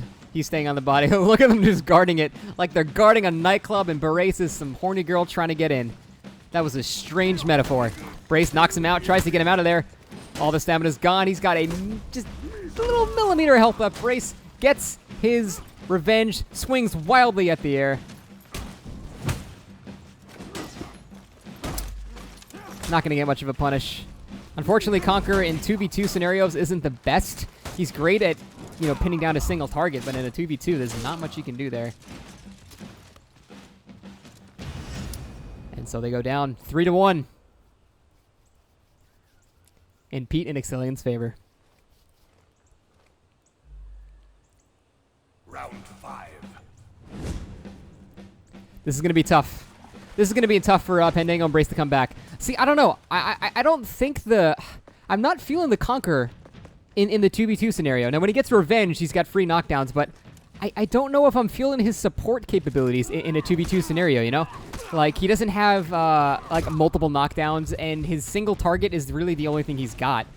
His zone is god-awful, and I don't know. I'm beginning to think he's not as useful as Barace thought he was.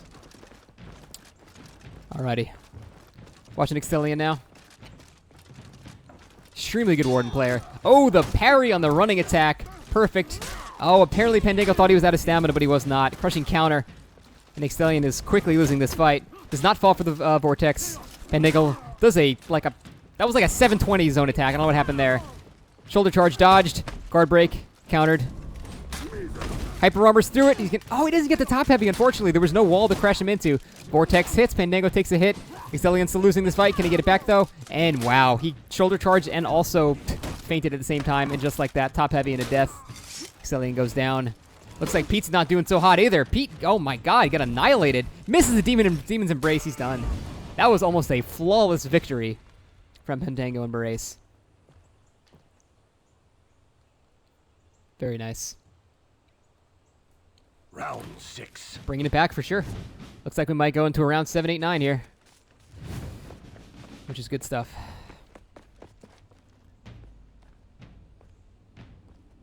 Would you like my side attack, guys? Came up real fast. Alrighty. Round 6. I want to say thank you to all the people watching, and thank you to the participants for perfectly following rules so far. It's been no issues, no running out of bounds, no drama.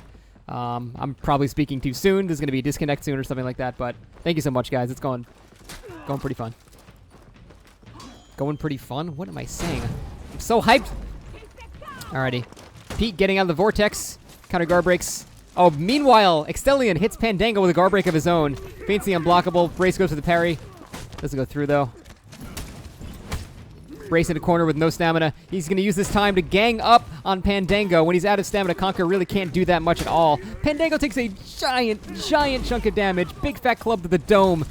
Barace goes... Actually, I'm sorry. Extheleon went for a guard break on Barace, but Barace shoulder charged out of it. We're looking at some... Actually, Extheleon and Pandaego are getting pretty even. Oh, and Extheleon falls for it, but the save! Exthelion's life completely saved by Pete. What a hero. Pete running in, goes for a guard break. Barace rolls through it, not falling for the grab or the charge. Light attack is blocked. Goes for a guard break. Barace is trying to hold his own as much as he can, but against this... Extheleon looking a little low. Now, the thing is, though, he can get that over and over again. Oh, the support and the double team. Half his health gone immediately. Shigoki gets... and Extheleon very smartly running away. Not much Conqueror can do in that scenario. When his revenge is up, you need to stay away from him. So, that is very smart play. That is not cowardly. That is what you do. Conqueror hits you with a single shield bash with revenge. You go down to the ground, and you lose a bunch of health. So, oh my god, on the uppercut. The uppercut. 4-2 for Pete and Extheleon. One more, and then they'll take this into the semifinals. Round 7. Best way to handle revenge is, in fact, running away from it. Unless it's like a Peacekeeper or an Orochi that has extremely good tracking abilities from running away, so. This is it, game point. Pandaego and Barace lose this one, they're done. I'm being sponsored by Wonder Bread, Bumblebee. Alright. I didn't capitalize that one. Inconsistent, unprofessional.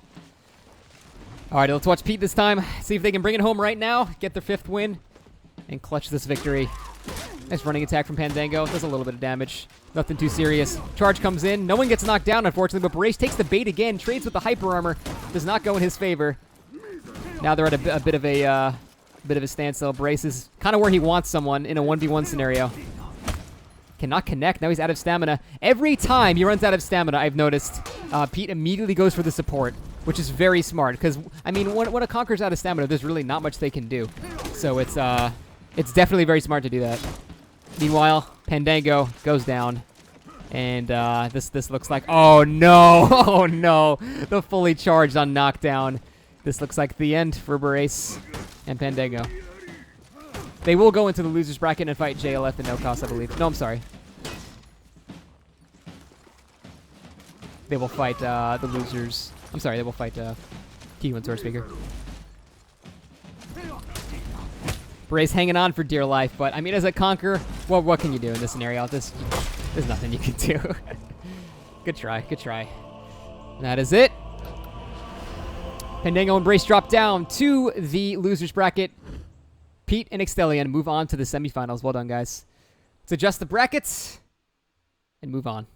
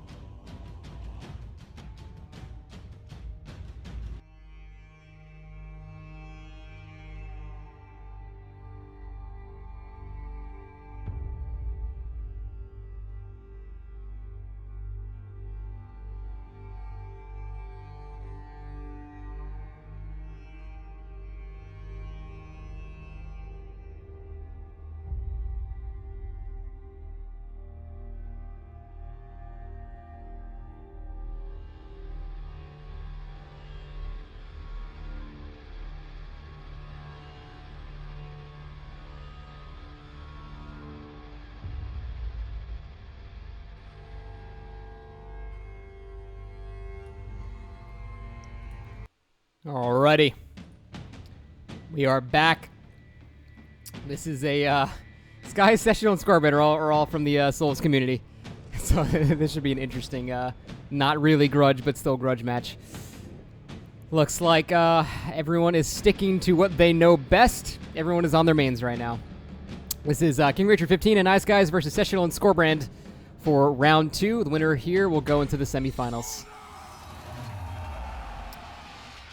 See how this one goes. I really, really wish there was a better way to do this.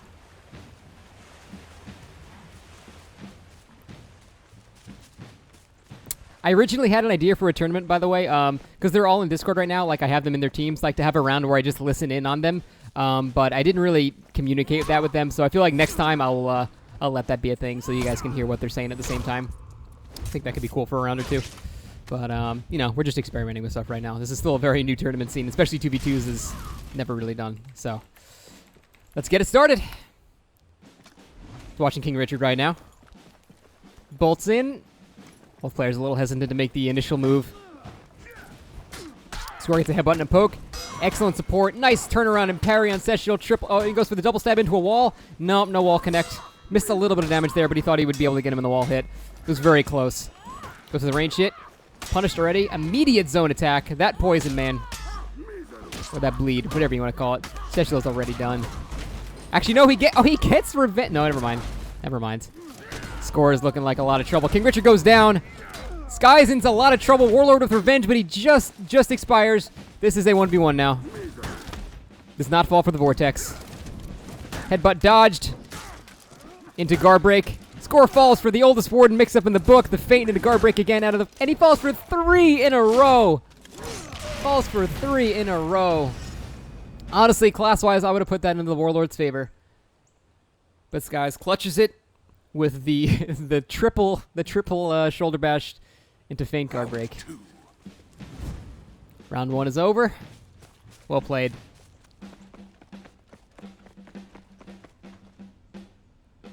Oh, if only they could just spawn right here and not have to, like... I need, like, casual jazz music in the meantime. I'm getting murdered by an OP class. Okay. Should be good to go. Round 2's up. Let's watch Skys this time. I'm sorry, NRG Skys. No, I'm proud of him. That's awesome. That's so awesome that they're actually bringing esports to the scene. That's something I would really love for this game to get into, and hopefully by hosting these tournaments, you know, that can happen and I can be involved. That would just be, that's a dream. Skor taking some heavy damage. Looks like a kind of a, not really a 1v1. There's a lot of stuff going on. Skys a bit out of the fight. Looks like a bit of a 2v1. KingRichard holding his own, though. Not in any trouble at all. Cestial goes down. Skorbrand in a hell of a conundrum. And just like that, 2-0. Seems like Cestial is going down very, very quickly. I'm not sure if they should makey. I don't know. I'm not sure if they should makey. Oh, man. It's like I'm talking to a 2-year-old. Makey poopy in your diapers. Now, I don't think they should maybe stay with the same respective opponent. Because it seems like Cestial is going down very fast and Skorbrand is alive at the last minute. So maybe they're going to switch it up this time. But we'll see. Watching KingRichard again. Launches immediately in. Cestial punishes with his own attack into 2 lights. KingRichard, already half health, switches up into Skor, who does block it on reaction very, very quickly. KingRichard not looking too healthy right now. Dodges into a guard break. Not looking good for Richard at all. How's Skys doing? 1 hit for Richard and he's done. Skys whiffs a guard break. I don't know what happened there. He might have switched targets. KingRichard goes down. Skys goes for a grab. He cannot get it. Both Skorbrand and Cestial pretty much in full health. Skorbrand a little bit less. But, man, this is going to be quite the comeback for Skys. He's saving his revenge for when he needs it. Cestial's scared to attack because he doesn't want to get the knockdown. Skorbrand needs to run headbutt interference. Only way to stop the revenge. Blocks it. Could have got a guard break after that, but probably didn't want to risk it. Cestial gets a triple stab. That is not good for... Oh, Skys. It gets revenge again. He just gets it. All block the zone attack again. Skorbrand having none of this, but he goes down and immediately executed. It was a good try. He held his own for as long as he could, but Cestial with the excellent stabs in the back, a la a true Peacekeeper. Assassinating. Well done. And we're up to 2-1. I'm not going to go for a leisurely stroll. Oh, I want a nice cathedral. Anime! Alright. Boop. Boop. And a boop. 35 damage. Dang. Damn, damn, damn. Damn, dang. That's a lot. Alrighty. Round 4 is up. Let us watch. Let's go with Richard this time. One of my two choices. I wish I could spectate them all, but again, no spectator mode, so. Skorbrand currently engaging Skies. Garbroke hit. Zone attack somehow clipped Skorbrand as well. Switching over. Skorbrand taking the brunt of the attacks right now. Cestial kind of lingering in behind. Not much damage done to KingRichard and Skies. Score about down 2 bars. Cestial has not really initiated anything right now. Scared to get in. Takes 1 hit. Gets some good damage on its Skies now. Parry. Can he punish it? There's no... Yeah, there's no saving. He tried. Skorbrand getting picked off from behind. KingRichard also getting poked from behind from Cestial. Skorbrand goes down. Gets his revenge. Gets a triple stab. KingRichard losing a lot of health. Gets a... Oh, we didn't expect another stab. Did he get the stab off? He did. Wow. KingRichard clutches it with the stab. He just got one little bleed off. Like, he got interrupted, but he just got the bleed off. That's all that mattered. Skies and Richard up 3-1.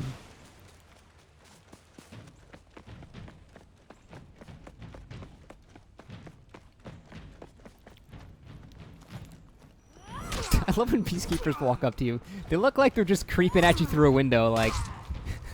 they just... I'm sorry. They have the creepiest walk. Alrighty. Round 5.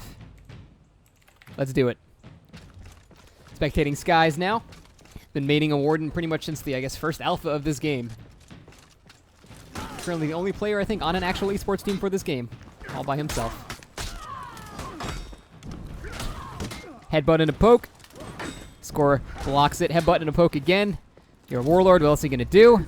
Shoulder charge is not dodged. Surprising. I guess he expected a... he must have expected something like a feint into a guard break. Oh no, KingRichard with the revenge against Cestial. Cestial's got to back out, but the Peacekeeper with revenge is just the scariest thing in the world.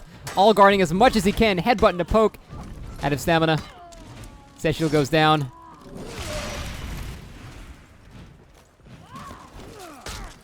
And just like that, picked off.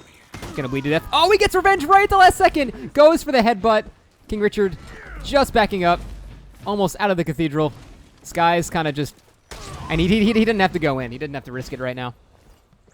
Gear stats are not enabled, no. This is actually how fast you get revenge.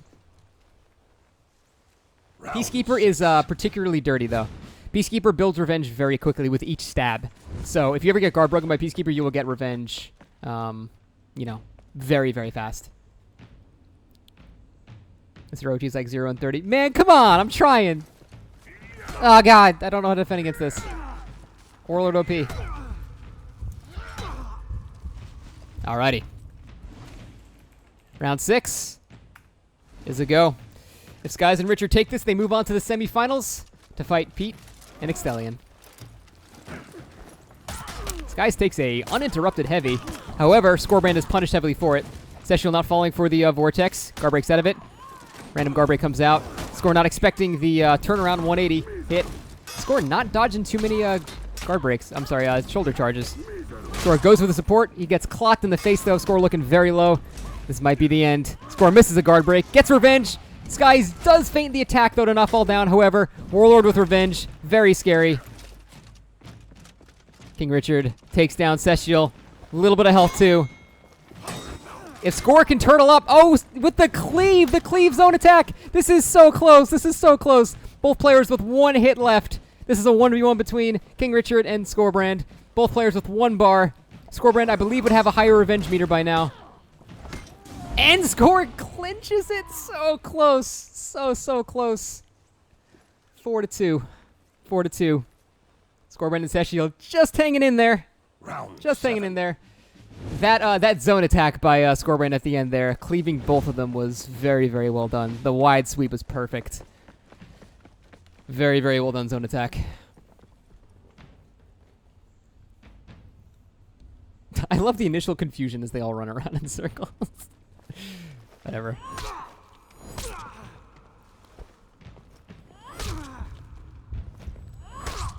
Skor's having controller issues. I'll give him 30 seconds. Hopefully he can fix that up. But after that, we are on a timer here, and I'm not gonna, I'm not gonna reward a team, even though they might have technical issues. I can't reward them, a timeout by just having issues. Unfortunately, it happens in tournaments. Things go wrong, but 15 seconds left, and we're gonna have to just say go. It's gonna be rough.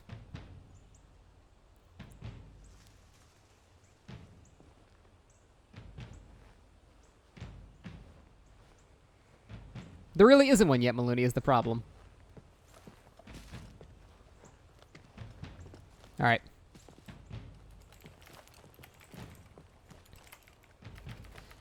Gotta lay it down, unfortunately.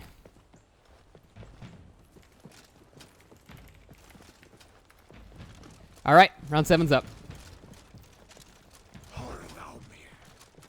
Currently watching iSkys right now, doing some 6 circles. They seem to be okay. I don't know what iSkys is doing. Headbutt poking iSkys. Actually, KingRichard actually took some big damage. Already has revenge.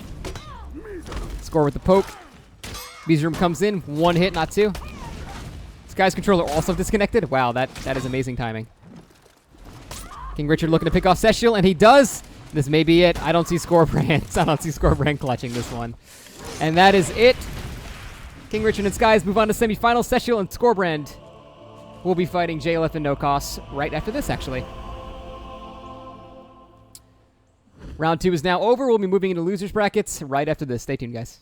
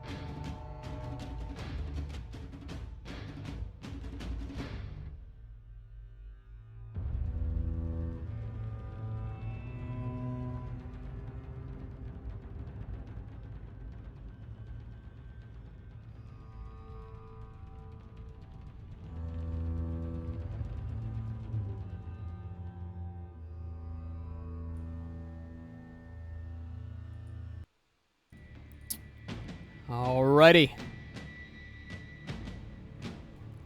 This is now the first match of round 2 of the losers brackets.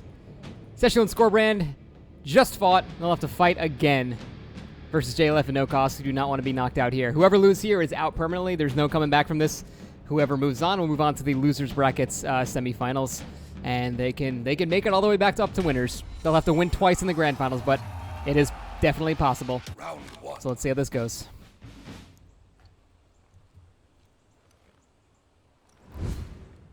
Awkward time where I can't do anything, but I have to kill myself.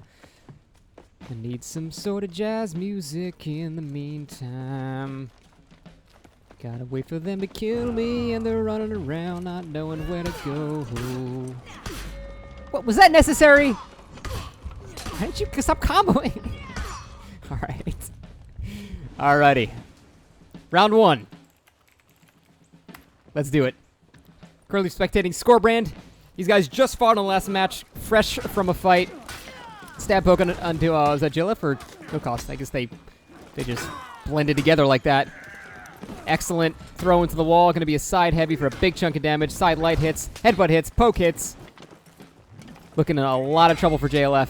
Actually committed to a top light, gets immediately parried, and you do not want to be against the Valkyrie when you have no stamina, because you're going to get comboed pretty hard. Half of his health gone already.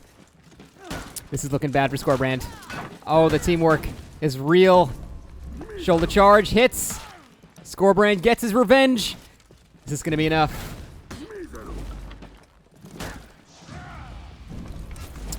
Both players need to just simply dodge him for less than 10 seconds. Oh my god, that was half of his health. Revenged Warlord, please. And score goes down to NoCos. Well done. Just like that, 1-0. God, I'm telling you, that a Revenged Warlord is perhaps only outclassed by a Revenged Shigoki. It is terrifying. In we go. Start the next round. It was funny. Originally, I was going to have this be 2 best of 5s, but I thought it's going to be in the same map, so we might as well just make it a best of 9 and not risk disconnecting or Uplay not letting us invite friends or things like that. So I figured a best of 9 would be a safer idea. We'll watch the friendly fire, boys. All right. Round 2. Let's watch Cestial this time, the Peacekeeper, doing his little checkered flag dance. I don't understand that armor. Gets some nice pokes over NoCos. NoCos turns around with the zone attack, though. Gets some good damage on. Skorbrand on the ground. Must have been hit by a leg sweep. Will he get hit by another one? No, he gets out. Looked like a parry. I heard a parry. Don't know what happened, though. Skorbrand comes to the saving of Cestial, but it doesn't matter. Cestial goes for a grab. Gets zone attacked again. Moving back to Skorbrand. Gets a nice heavy on JLF. Losing this fight, though. Headbutt poke. The turnaround from NoCos. Revenge on Skorbrand. Looking for the headbutts. Will he get it? He does get headbutt. That's a knockdown. That's going to be a one-shot on JLF. Oh my god. The double revenge. NoCos goes for the zone attack, but he's canceled by the headbutt. Skorbrand goes into an all stance just in case he threw another one out. Zone attack misses. Could have been punished with a guard break, but wasn't ready for it. Triple stab and the clutch. Revenge again, though. Turns it around. NoCos clips him off just because of the triple stab. And the revive. And just like that, instantly turned around. Cestial looks for revive, but he can't get that. Cestial is at a massive disadvantage right now, and he goes down. Never mind. Never mind, then never mind. Just like that, immediately turned around. Oh my god. That revive auto parry draws in so much passivity from other players. Round 3. But again, to mention to anybody that is angry about revenge being enabled, this is something the competitors wanted. It was a majority vote, and they wanted it on. So that's, you know, pretty much everybody. It was a majority vote by a lot.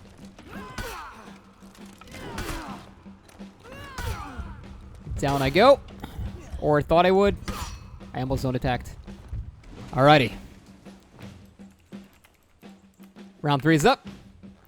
Watching Skorbrand.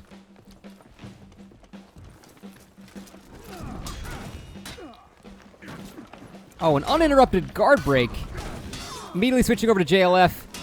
I heard a deflect, but no follow-up bleed attack. Maybe it was an accidental deflect. That does happen. A lot of damage on JLF. I see that bleeding. Can he pull it back, though? Revenge on, I believe, No, I'm sorry, on NoCos. That is a Warden with Revenge. There it goes. The zone attacks may be coming out in style. Skorbrand is doing excellent job of headbutting him and keeping him out. JLF goes down. Skorbrand just trying to neuter this Revenge, and he does. Revenge is out, and he's got, well, he's just got himself right now. Perfectly timed strikes. Beautiful teamwork. Well done. We were at a 2-1 match. Very, very nice.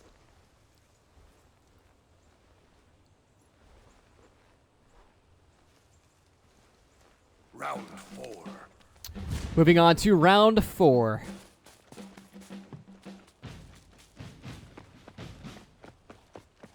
I honestly don't know who's going to win this one. This is it's a pretty even matchup overall. Why always with the Valkyrie top lights? Why can't I get the the Warden's top heavies? I want that sick 40 damage, man. Alrighty. Round 4. Here's a go. Looking at Cestial this time. Again, I cannot spectate the other players because there's no spectate mode in this game. This is as good as we can get. Miserlude into a wall for a top heavy. I didn't see a wall stagger. I'm surprised that top actually hit. Guard break countered. NoCos goes for another Miserloon, but he does not get it. He's punished from the side. Can only get one hit off. Triple stab. No, what the throw? Both literal and metaphorical. Could have got a triple stab off there, but instead decided to just throw him to nowhere, burning all of his stamina. Poke and a sweep. Cestial is in a lot of trouble, but he's saved by Skorbrand again. Cestial looking for perhaps the lunge, but he doesn't go for it. Again, just not following up on those deflects. That's a free kill 3 times, man. He does take JLF down, and it's looking like NoCos is in a bit of trouble. No block on that. Quick poke from the Peacekeeper. We're looking at a 2-2 game.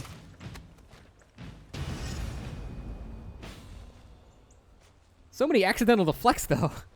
I'm thinking maybe in a 2v2 environment, the deflects may be more accidental than you'd think. Because maybe you're dodging one guy and you accidentally deflect like another hit. So I could see that happening. Whoops, best running attack in the game, boys. JLF just losing fights. Is that a copy pasta? What happened? What did you idiots do? Ugh.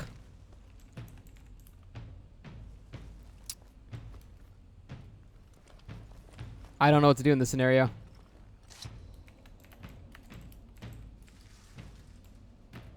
Yeah.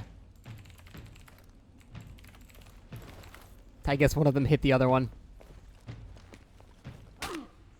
There you go. Alright. Looks like one of them got an accidental hit off. It's alright.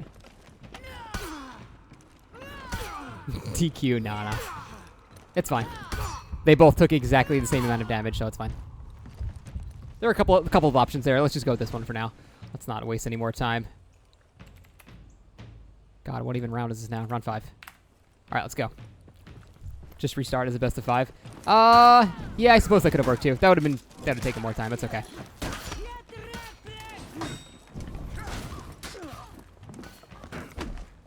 Alrighty. Skorbrand immediately switching targets, going back.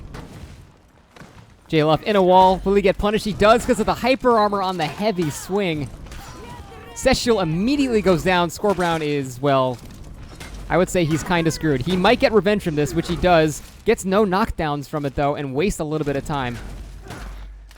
Oh, man. The excellent save from NoCos. Got a knockdown. Got nothing from it, unfortunately.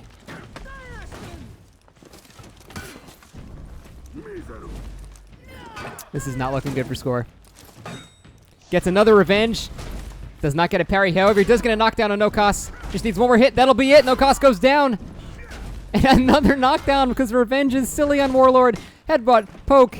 Can JLF get out of this? Who knows? Leg sweep. Dodged into an untackable guard break. One more hit. JLF goes down. And that's it. Skorbrand clutches it and does his happy dance. Look at that majesty. Well done. Round 6. Skorland with the app. Skorland? You know what? I'm calling him Skorland for the rest of the competition. Skorland with the amazing, amazing clutch. Well done. So quiet. Boop. Boop. Boop. And round 6. Alrighty. Let's get it going. On Cestial now. Cestial goes for the, how should we call that? Sneak attack. Let's use D&D terms on the target, not focusing him. Does not get a hit off, though. Zone attack comes out on JLF. He blocks it. Cestial looking a bit low on stamina. Warlord comes off on NoCos. That's a lot of damage going on. Oh, no, the unfortunate... He fell for it. He did not tech the guard break. Zone attack comes out. He's not going to be able to punish it, though. Too much in the way. And just like that, Skorbrand is executed. With Cestial on the ground, unable to stop it. The leg sweep has a little bit of friendly fire, but unfortunately, it's not enough. We're looking at a 3-3 game. This is getting good. Scoreline is a porn shop. Well, okay. You know, I feel like Michael Scott there. Well, okay. You know, he does that a lot. I've been watching a lot of Office. It's all right. It's relevant to the tournament. Let's go. Someone gets hit in the future, let them get killed and get revived. I just don't want that to screw up revenge meters. I guess it would be expired by then, though. It's fine. Yeah, we can do that. We can do that. Or teammates cannot just kill each other. Like that. Why would you risk that, Shayla? Why would you risk that? Alrighty. Round 7.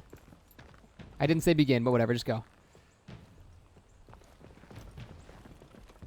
Score running in, looking at JLF targeting him. Wow, JLF just leaps across like a freaking cat. Picked off on the side by NoCos into the shoulder charge. Decent chunk of damage coming out. I hear some heavy bleeds going on. JLF taking a lot of damage from Cestial. Zone attack comes out. Trying to get past his defenses right now. JLF backing up, hits him with the first poke. Guard breaks, does not connect. A lot of combination of fights here right now. Score looking to finish off JLF. Maybe not the best choice. I feel like Cestial would be the best with a Peacekeeper to get one last hit. JLF comes back in the fight. Headbutt out of range of poke, though. Goes for a guard break. Does not hit, though. JLF goes to the leg sweep, and he gets it. But he dies before he can do anything about it. NoCos in a 2v1 scenario. Cestial at half health. NoCos gets a knockdown, gets a zone attack. That's going to be a lot of damage on Skorbrand. Triple stab is going to negate that, though. NoCos is looking at a lot of death. What can he do? Except bleed to death. GG. Man. Game point. This one's close. This one is close.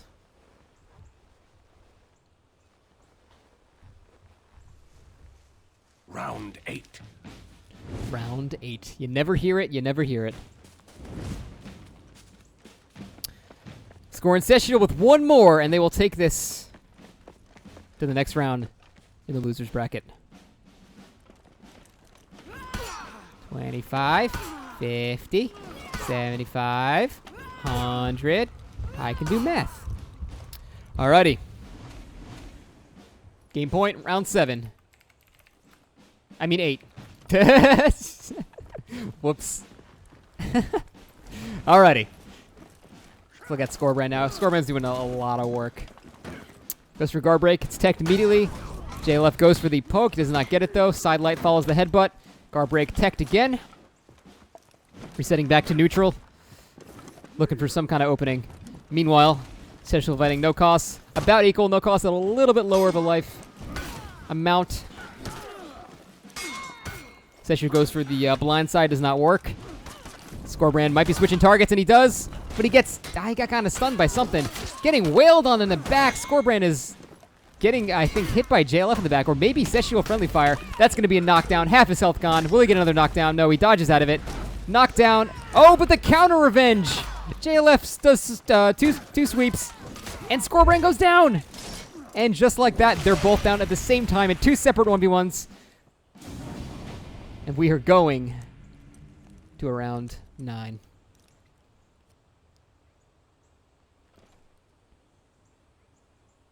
Round 9. Pelican. Alrighty. This is it. 4-4. Such a close match. Whoever wins this one is going to move on to the next in the loser's bracket.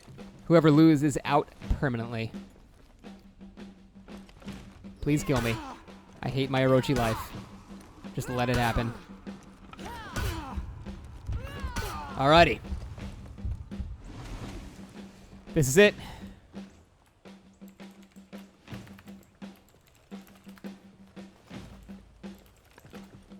Alrighty.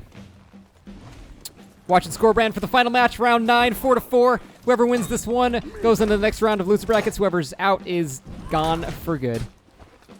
Headbutt poke. Goes for a guard break, but zone attacked out of it. NoCos switches targets. Mizra loses Cestial, but it doesn't connect. Skorbrand punishes it with a guard break into heavy.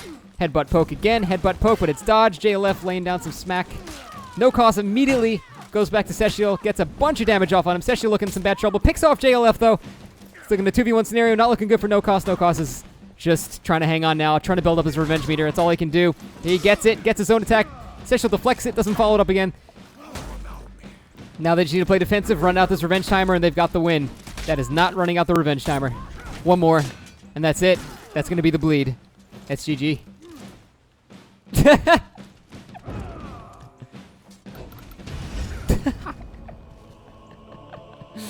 Good fight, guys. Cestial and Skorbrand take it. Cestial and Skorbrand take it. They will move on to the semifinals of the losers bracket. JLF and NoCos are out. GG, boys. Well played, everybody. And we will see you for the semifinals of winter bracket coming up next.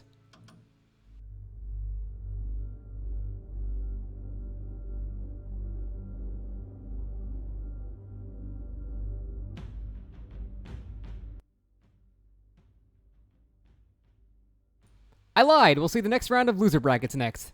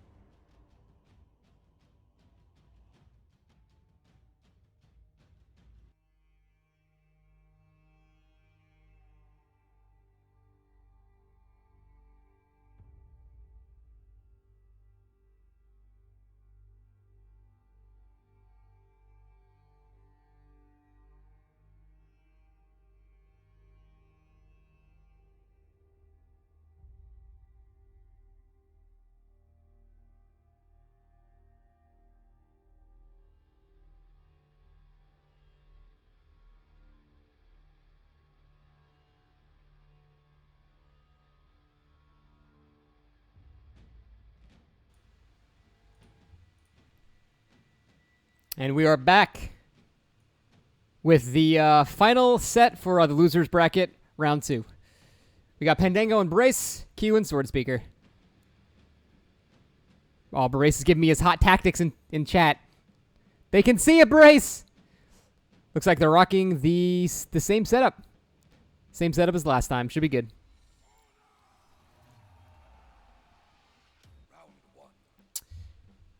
And let's get this one started. Oh, or not. You play. Don't you do this to me, baby. You play. Okay. I think that happens when somebody minimizes for some reason. I don't know why the game can't handle you minimizing. I know it's an advanced tech. Alrighty, let's set this one up. Bash me in the face, please. I've been a dirty boy.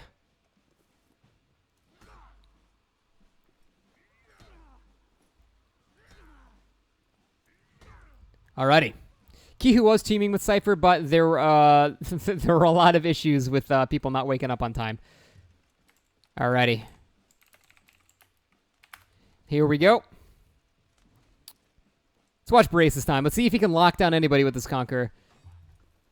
Excellent parry off the bat. Does not combo with anything, though. keehu lays the triple stab down on Barace, who's already lost half his health. keehu is going to get shield charged into a heavy... Nice parry on the lunge. He was ready for it. Into a wall. Knockdown. That is not where you want to be against the Conqueror. keehu is probably going to be able to get away, though. Lays down some punishment. Low game audio? Oh, interesting. My bad. I don't know how that happened. This should be better. Sorry about that. I don't know how that bar got down there.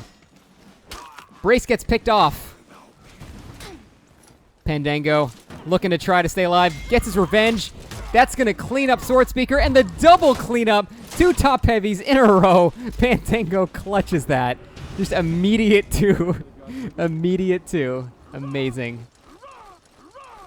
That deserves some raws. Gonna get some rare conks in chat, please. Throw a rare raid or 2 in there if you want. Why not? Beautifully done. That was just top heavy and a 180 top heavy. Or Mac, I will fight you. The sound is beautiful right now. I don't know how my that bar went down there. I'm sorry about that.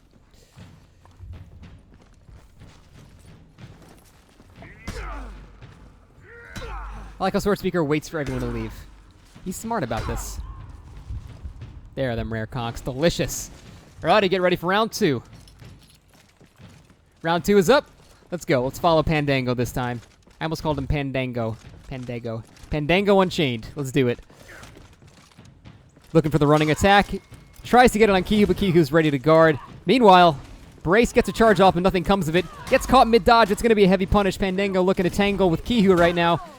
Cancels it into a wall. It's going to be a top heavy for 40 damage. That's a lot off of keehu's little baby Peacekeeper life pool. Pandaego is just pinning him down. Tries the combo, but he gets caught off guard by a triple stab. Took his eye off keehu for 1 second. And he paid with, like, what, 42 damage I think that does now? Since the fix, that is a lot of damage. Gets out of the Warlord's combos. And that top light out of nowhere. Great finisher. Excellent target switching. 2 hits. keehu goes down. Barace looking to do something here. Maybe he can get some punishment just like that. Perfect punishment. And that's going to be hard to come back from. Swordspeaker just trying to turtle into revenge as much as he can, but he does not. The Conqueror picks him off. 2-0. Very nice.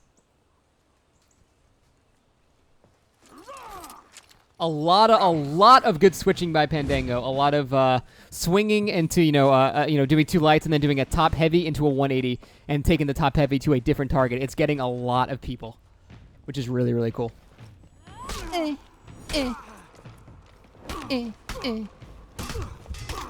Oh, I said top light. I meant top heavy. I do play Orochi a lot. My entire life is top. Pandaego, get down there. All right. Alrighty. Round 3, let's go. Following Barace again. All block comes out of nowhere. Barace looking for some type of shield bash. Gets one. keehu goes for the guard break. Doesn't get the first, but he gets the second. That's a hot 42 damage that he will never get back. Unless he executes, and then he will totally get it back. Shield charge dodged. No punish. Headbutt poke. keehu gets... Ooh! Double team pretty hard there and not in the good way. keehu laying as much damage as he can. Just out of stamina. That is not where you want to be against a Conqueror with revenge in a tight and close space. Barace takes keehu down. What else can you do in that scenario? That is not where you wanted to be at all. And the Conqueror knockdown is rough to deal with. It looks like Swordspeaker is going to be going down. The support laying down from this Conqueror is perfect. Top heavy from behind, and there it is. Perfect. A commanding lead from Pandaego and Barace. First to 5 is going to win this one. Red Raider, we have to do that because there is no spectator mode in this game, so I need to be on one of their teams and I need to die so I can spectate them. It's a very silly workaround that we have to do, but that's all we got right now, unfortunately. Excuse me. Thank you. Alrighty. Please, Warlord, be gentle. Okay. Round 4. Good to go. Watching Barace now again. Conqueror, he's definitely trying to get the unlocked shield bashes to knock people down. I mean, if you can get somebody locked in a shield bash loop, excellent parry, by the way. keehu dodges the second, though. Could have gone for a guard break there, but it's kind of a 50-50 game. Although you can react to the shoulder bash, so it's actually not quite a 50-50. keehu goes to the guard break. It's teched. That one is not tech, though. I think he was in the middle of a guard. Pandaego tries to come for the support, but he can't get it. Barace trying to maybe stay out of combat for a minute. Gets a knockdown on Swordspeaker. Any punish? A huge punish on not Swordspeaker, but keehu. keehu looked to go to his defense, but he got so caught up in it, he missed the top heavy from Pandaego. Goes to the guard break again. keehu looking to get some chip damage in as much as he can, but there is no chip damage in this game. Pandaego picks... Oh, no. That's not good. Pandaego picks off Swordspeaker. keehu is not looking in a good spot. Teched again. Can't tech that one, though. Mid-dodge. And the perfectly timed double hit again. This may be the first 5-0 of the whole tournament. Oh, yeah, that guy organized this tournament. That's why I'm not playing. Also, I main Orochi, so that's why I'm not playing. Oh, God, please give us something else other than top lights, man. Round 5. This could be it. This could be the first clean sweep of the entire tournament. Pandaego and Barace are just very in sync with each other. Very, very good teamwork. When one is knocking one down, the other's switching targets and laying a top heavy. They're just always on the same page. You can tell that they've practiced this before, 100%. Oh, careful. That's why we be careful. You don't get that back. Alrighty. Round 5, here we go.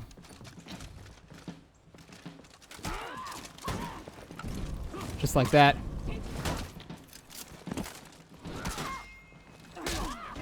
So an attack comes in. Crushing counter parry. keehu's immediately down to 1 bar of health. 1 heavy and he's done. Shoulder into heavy. But he doesn't get it. He didn't knock him into a wall. You can't top heavy out of a shoulder charge unless it's into a wall. So he didn't get that. keehu flips up. Tries to get a guard break on the last one. Trying to run some interference on him. But keehu just hanging on. He's got 1 health left. Pandaego trying to turn around. Misses its own. Going to get triple stab. Guard break punished. There he goes for the double stab knockdown because he's out of stamina. Much better. Swordspeaker gets no punishment on it, though. No punishment on that. That was a wasted opportunity and what am I trying to say? A deficit of teamwork there. And Pandaego and Barace take the first 5-0. Very, very cleanly done, guys. They will move on to the losers bracket semifinals. And unfortunately, keehu and Swordspeaker are out. Good fights, guys. And we will be back for the semifinals of the winners bracket. Stay tuned.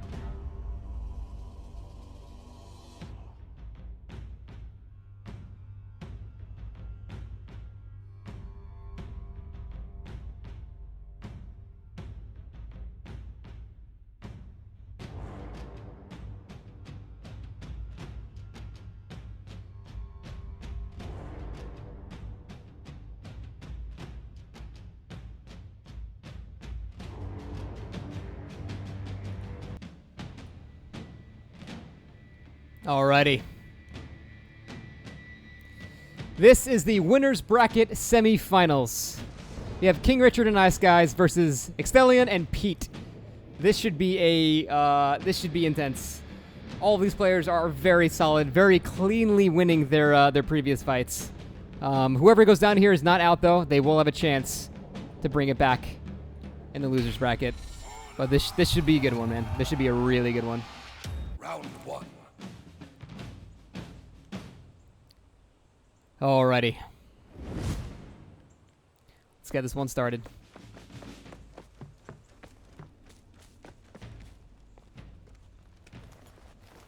God, that's a lot of damage. Alrighty. Just like that. Let's give him a second to get in position. Extheleon is in the wrong spot. Let's wait for it.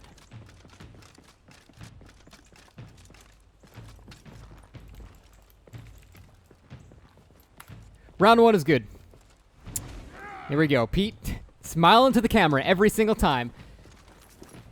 This is going to be tough. This is going to be tough for both teams. Both teams have incredibly good players on them. This guy's looking to initiate some Miserloo action on Extheleon on a Warden Mirror match right now. First blood is drawn by Skys. Zone attack, counter attack. Zone attack actually blocked by Richard. I'm sorry, from Richard. Richard getting wailed on from behind.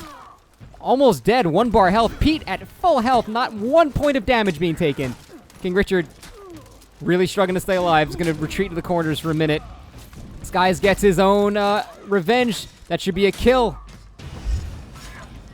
Wow. Never mind. That was not Skys. They both have like very similar wardens. It's hard to tell sometimes. That was that was all Pete and Extheleon. That was good. Sorry about the confusion. It's if you don't have them targeted, you can't see their names, and they're both playing the same characters with very similar fashion setup, so it's hard to tell which one's which. This guy's purple black. Purple black. Alrighty. Got. It's fine. Let's do it. Round 2. Let's do it. Currently looking at Extheleon. It's very confusing, I know. It's alright. Extheleon looking to block against KingRichard. Blocks his own attack. Interrupts Skys' Miserum, but saved by Richard. There was no punishment for that. Parry on the top light. For some reason, the top heavy went through. That's not a guarantee. Zone attack from KingRichard hits Extheleon. Skys out of stamina, looking to retreat a little bit. Meanwhile, Pete, how's he doing? Looking at about half health as well. KingRichard gets his revenge. A lot of zone attacks going to be coming out. Got to be extremely careful against that. Counter revenge.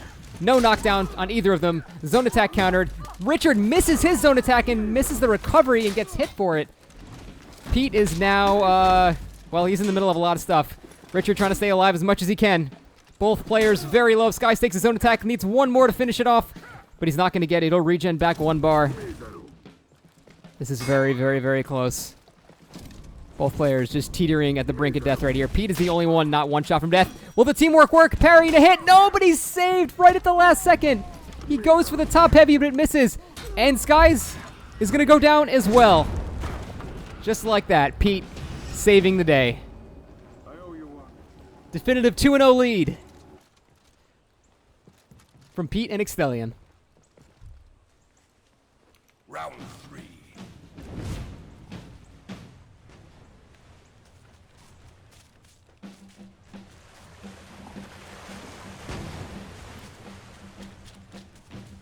Whew, man. This one I thought would be closer. Let's see though. They can absolutely bring it back. I've seen like amazing comebacks before. I've seen these guys do it. I've seen Richard do it. I know they can do it. Let's see what happens. Begin round 3. Here we go. Let's follow Pete this time.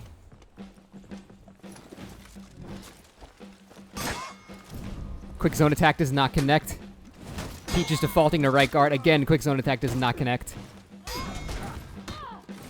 Quick headbutt stab to KingRichard. Counters with his own zone attack. Richard out of stamina. Skys attacking, but counter-attacked immediately by Extheleon. Separate Warden 1v1s happening right now. Gets guys in the vortex, but it doesn't chain. Oh, and the punishment on Extheleon. He's going to bleed out. Blocks one. He can't get revenge. Does as much damage as he can before he bleeds out. And there he goes. Pete is now in a 2v1 scenario. Sky's very close to death. Now they're trying to move on him as, you know, as a team. One of the guard breaks was bound to connect, and just like that, Pete has got no health, but he gets revenge. That's going to work. He tanks the top heavy, actually. You'd think he would be more defensive against that, but just like that, Skys and Richard bringing it back. 2-1. 2-1.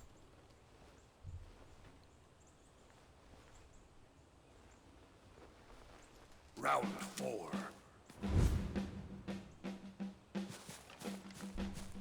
I had to blow my nose. I'm sorry. Alrighty. This one is getting as close as I imagined it would be. Whoa, whoa, whoa, whoa, whoa. Okay. That was close. Glad he targeted me. Oh, my KD ratio. It's so gone. Alrighty. Round 4. Good to go. Let's follow Extheleon again. Pete again waving to the camera every time.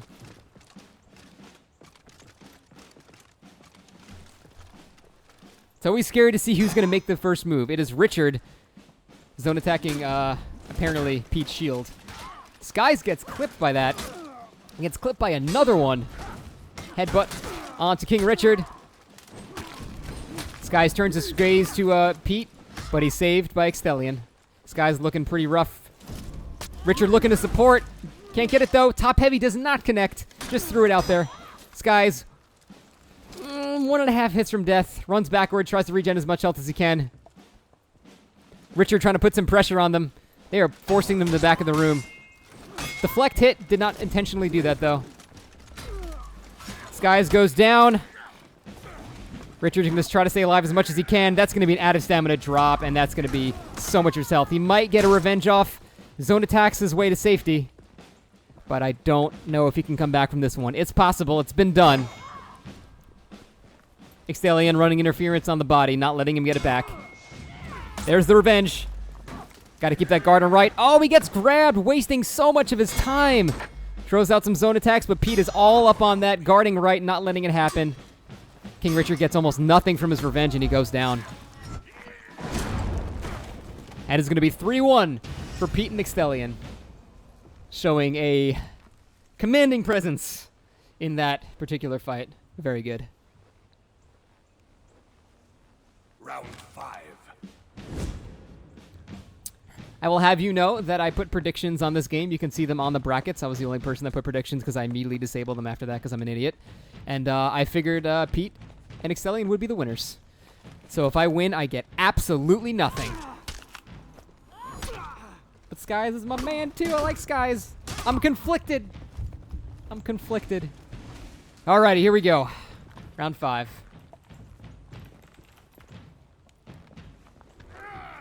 And again, to the camera, because he's a little shit. Alrighty. Let's go to Extheleon this time. Takes a quick zone attack. Wow, that Miserum was like an instant transmission from DBZ. That was amazing. Reset back to neutral a little bit. Is that going to be a big punish? That is a big punish on Extheleon. I'm sorry, on Pete. Zone attack comes out. Grabs both of them with it. Gears disabled, Shaolin. So many Miserloos. Goes for a guard break. Currently double teaming Extheleon, who's taking a bit of damage. Pete is trying to get them off his back, though. Trying to be as supporty as he can. That was an excellent zone attack. Hit both Skys and KingRichard. Oh my god, that synced up Miserum.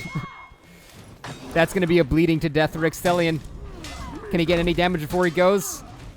Doesn't look like it. Wait a minute. No, yeah, there he goes.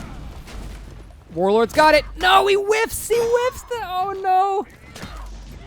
And that is that is bad news for Pete. So many knockdowns. He's staying alive as long as he can, but that is too much speed coming from two different angles.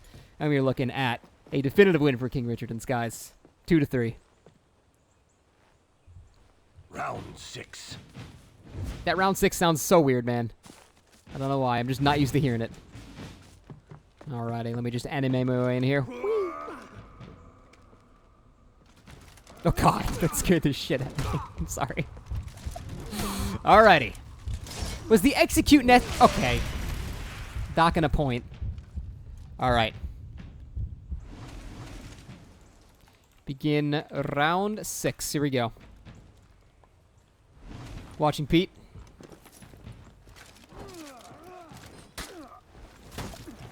Here we go.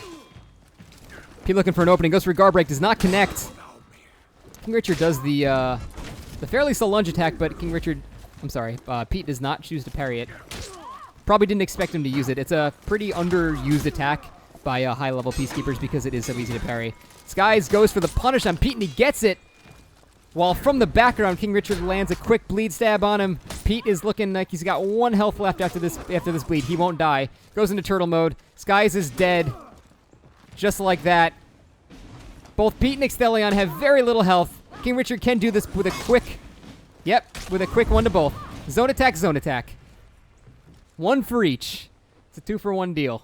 That zone attack is brutal. And we were looking at a 3-3 game. This is what I was expecting. This is good. This is good stuff. How does PK zone attack get behind her? Because it makes no sense. It is probably the best attack in the game. It is insanely good. Let's see how they can come back.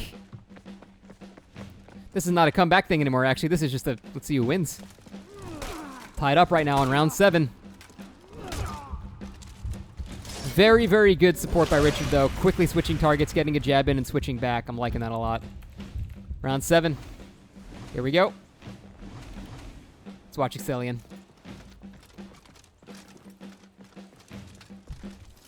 Nine-frame attack, indeed.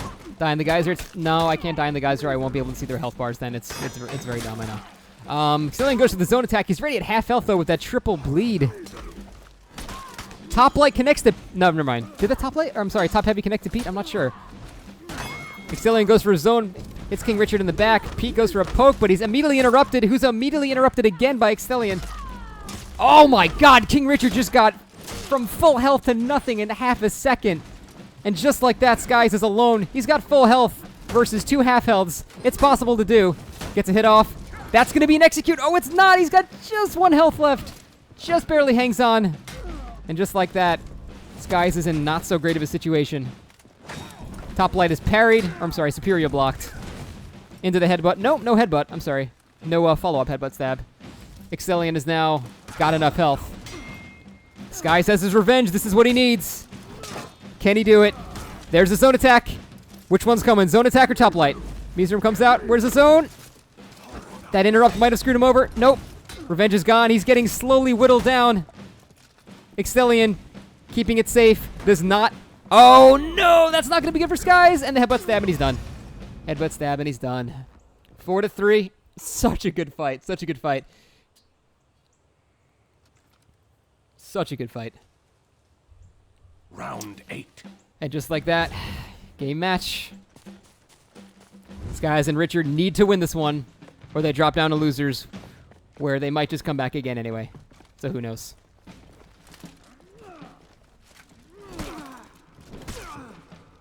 Alrighty. Round 8, game point. Give him a second to get in position. Alrighty. Let's follow Pete again. This is it. If Pete and Extheleon win this, they will go on to the finals.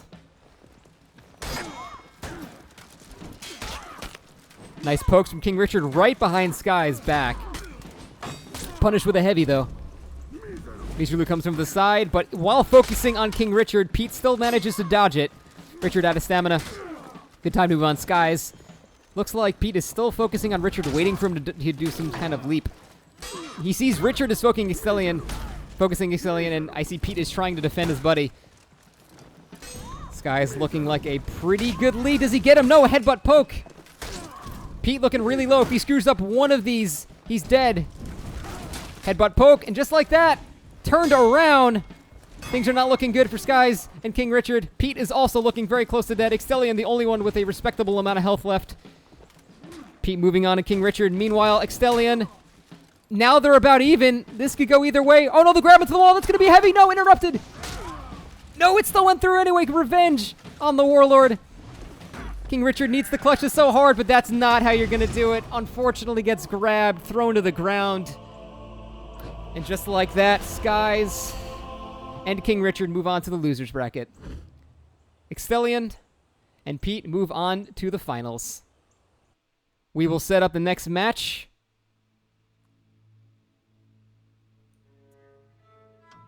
Be right back.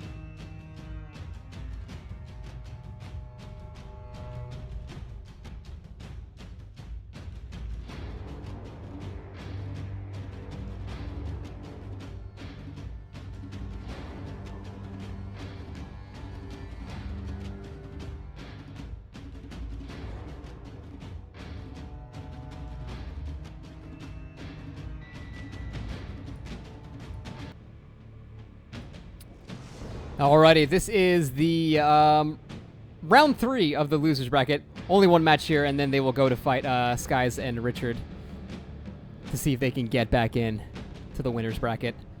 But this is going to be Barace and Pandaego versus Cestial and Skorbrand. And yes, it is winner take all. Round 1. Grand finalists will take the $1,000 pot I think we got going on right now. Who minimized? Who did that? Yeah, you minimized. I seen it. Alrighty.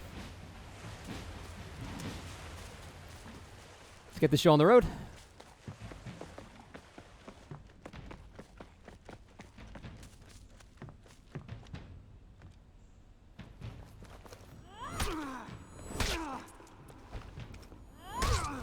It happens, Arcanus. It happens, man. Alrighty. Ready for round 1? Here we go. Alright, I got to spec Barace because he's doing that, and it's the best thing ever. Alright, this is Barace and Pandaego versus Cestial and Skorbrand. Skorbrand immediately gets knocked down. Cestial in battle, but he gets parried. I'm sorry. Yeah, Cestial does get parried by Barace. No real punishment for it, though. Meanwhile, Skor is taking some beatdown from Pandaego. That was an extremely far shove. Oh, my God. Pandaego looking for the top lights from behind. Cestial just narrowly dodges out of the way. Tries to get a stab in. Doesn't connect. 2 lights. Gets him to charge. That's probably going to be death. No, it's not. Doesn't get him in 2, though. Can he do his own attack to finish it off? Cestial just staying alive. And he will remain alive for the moment. No, he doesn't. There's the zone attack. From the faint top. Skorbrand is in a heap of trouble right now as Barace and Pandaego move on to corner him. Skorbrand has his revenge. Both players immediately back up. Headbutt hit. Saved by Barace. On the ground again. Can he punish it? He can. The hyper armor is enough from the strong attack and the revenge. Can Skorbrand clutch this, though? This is a this fight can go either way. Skorbrand's at a large health deficit. Almost gets the revive. Pays for it with a little bit of health. One more of those and he's done. Where is it? Oh, he pays for it with a guard break. Mistimed his dodge. Goes for revive. That's obviously a bait. Misses a guard break again. Barace choking, but he gets his revenge. And that's not going to be good. Headbutts to bait out the revenge. Skorbrand just takes the light.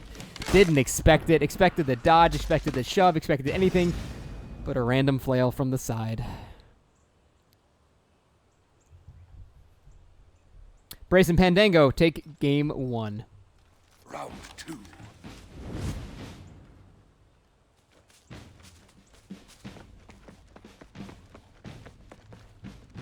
I have forgotten what food tastes like.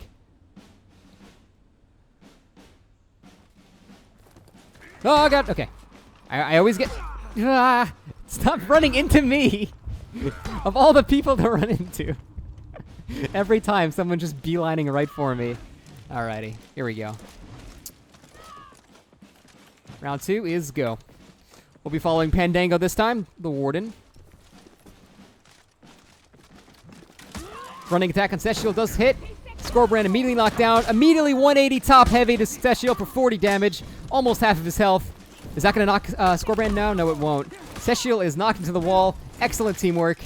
Skorbrand is 180, but he does not fall for it. Goes for the headbutt, but he's hit by the shoulder charge instead. Goes for a heavy. Does not hit. Gets revenge. Pops it, but he guard breaks nothing. He targeted Cestial and then wasted the guard break. That's going to throw him into the wall. Heavy top heavy. Heavy top heavy. That's right. It's a double heavy hit. Top heavy again. Cestial dodges it. Gets a quick poke in. Zone attack is blocked. Parried. That's going to be the death of Cestial. Barace goes onto the ground. Skorbrand trying to make some sort of salvage out of this, but he can't get anything. And there's the knockdown and death. Oh my Jesus. Oh my God.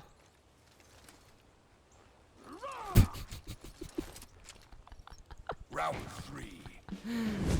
Oh, that was probably the best part of the tournament so far.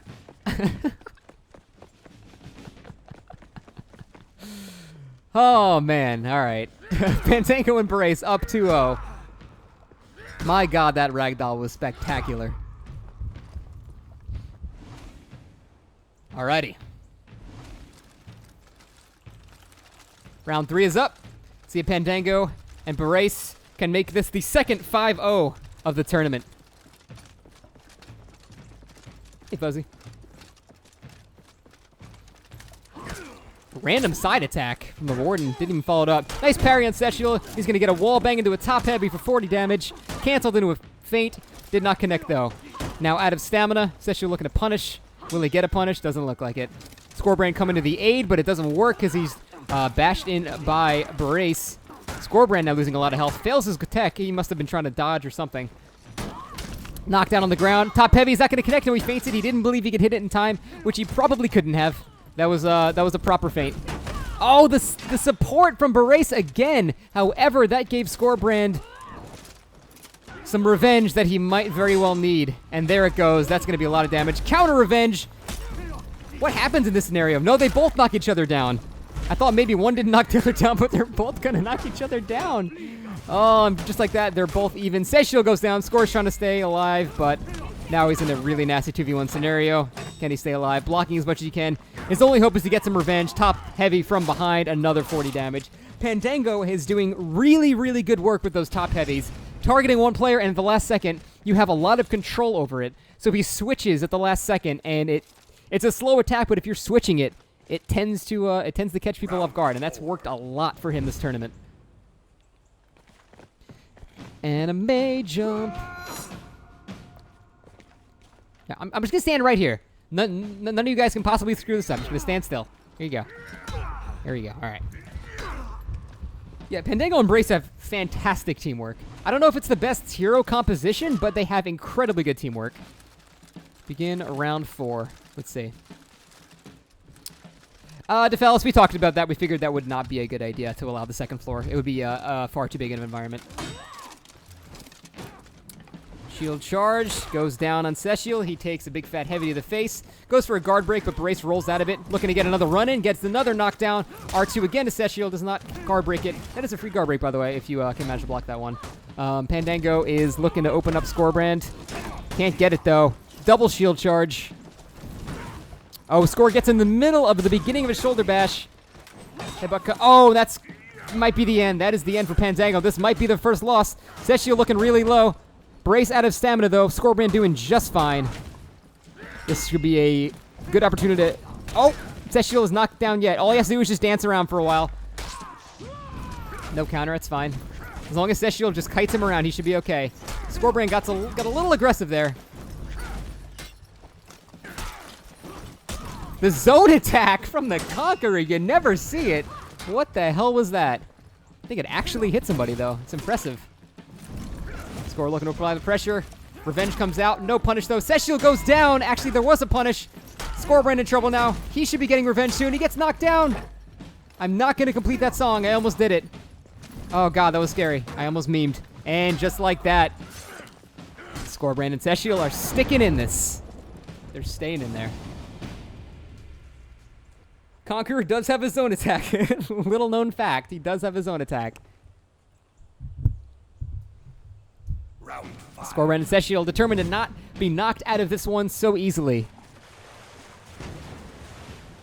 2 more for Barace and Pandaego. Can they do it? That was a shield bash punish. It was incredible. That happens once every 16 years. Conqueror shield bash, man. That thing needs some increased recovery or something. It's a deal. It's a deal, all right. Alrighty. Begin round 5. Oh, God, I'm exclaiming, and I'm so excited about this round. Let's go. We'll be watching Pandaego this round. Doing some dancing. Making a little love. Unlocking tonight. There we go. Skorbrand takes the first hit. Headbutt poke. Will counterattack. Follows up with a side light. Applying perfect pressure, however, he gets countered, and then Skorbrand gets caught in the shoulder rush feint into guard break. Skorbrand now at a huge health deficit. Not looking good. The 180 Cestial does catch him. That is the 4th time this particular matchup that has caught somebody. Pandaego doing a lot of work. He's going to take a lot of damage. No, he's saved. Barace with the save onto the ground. That's going to be death for Skorbrand. Barace and just moving into Cestial. Goes for a guard break. Doesn't get it. Pandaego perhaps looking for a running attack. Goes to the top heavy, but it doesn't connect. Cestial looking to get revenge. There he goes. He gets it. Doesn't get any knockdowns. Zone attacks are going to be coming out. There's one. Full defense on Pandaego. Great coverage. Knocks him down. Says, I don't care about your revenge. I'm knocking you out anyway. And the 5th top heavy of the game by Pandaego. 4-1. Game match for Pandaego and Barace. Cestial and Skorbrand lose this. They are out for good. Round 6.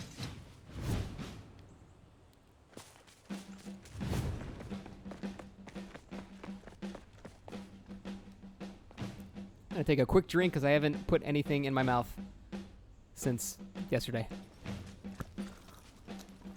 If I consider being a tournament announcer for something at EVO or something like that, dude, that is my dream job. That is my dream. I have no connections, though.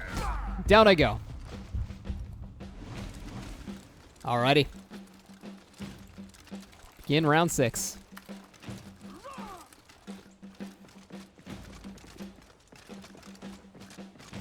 Currently watching Pandaego.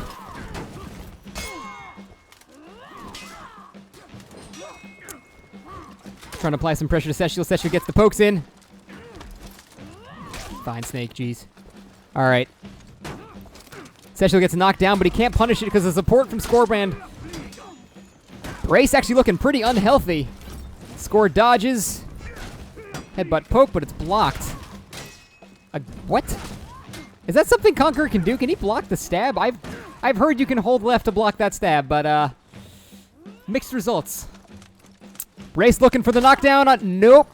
Pandaego goes down, and he's going to pay for it with his head. We're going to a 4-2 game, boys. Very nice.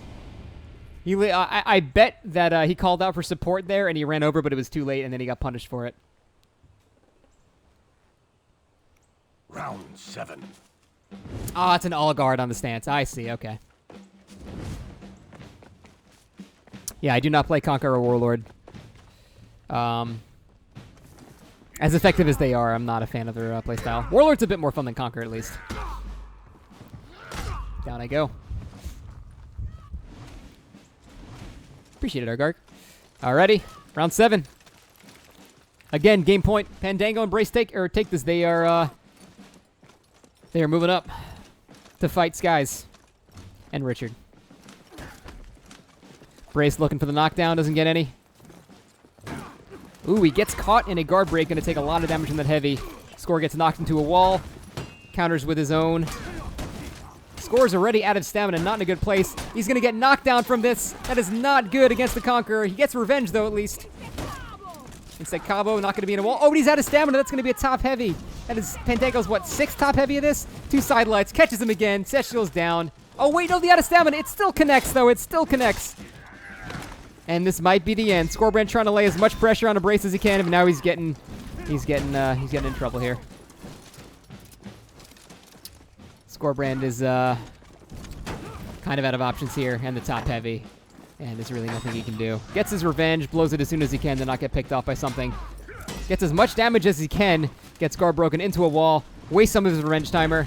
Goes for a guard break. Oh, but then the support from Barace, and that is GG. Cestial and Skorbrand are out. Pandaego and Barace moving on up to fight, I believe. Let me check to make sure before I say it. They're fighting KingRichard and iSkys in the next losers bracket match.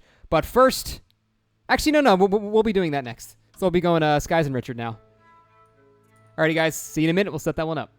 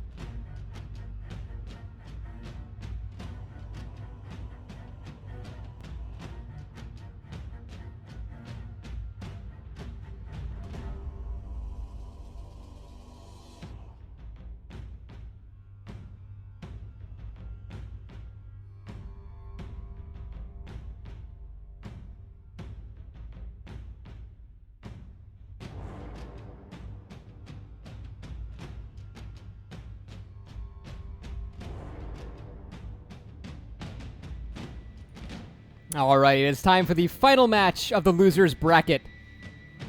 KingRichard and iSkys versus Barace and Pandaego, having to go in for more fights right after they just got their victory against Cestial and Skorbrand. Looks like we're seeing the same mains from both of them, actually. Yeah, we're seeing the sames. It's a lot of fighting back to back, so these guys are troopers. But this is gonna be a good fight. This is gonna be a really good fight. I don't know. I feel like the Conqueror might actually counter Skies' Warden pretty hard. So we should see. Well, we'll see how it goes. We'll see how it goes. Yes, truth. There will be a bracket reset if losers beat winners in grand finals. They have to win twice. This is gonna be a good matchup. Really good matchup.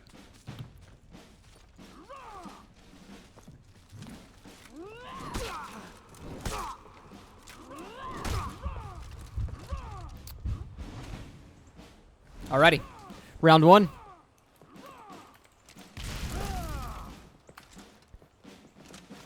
Let's begin. Rather headlong charge is met with a bit of hesitation against both classes.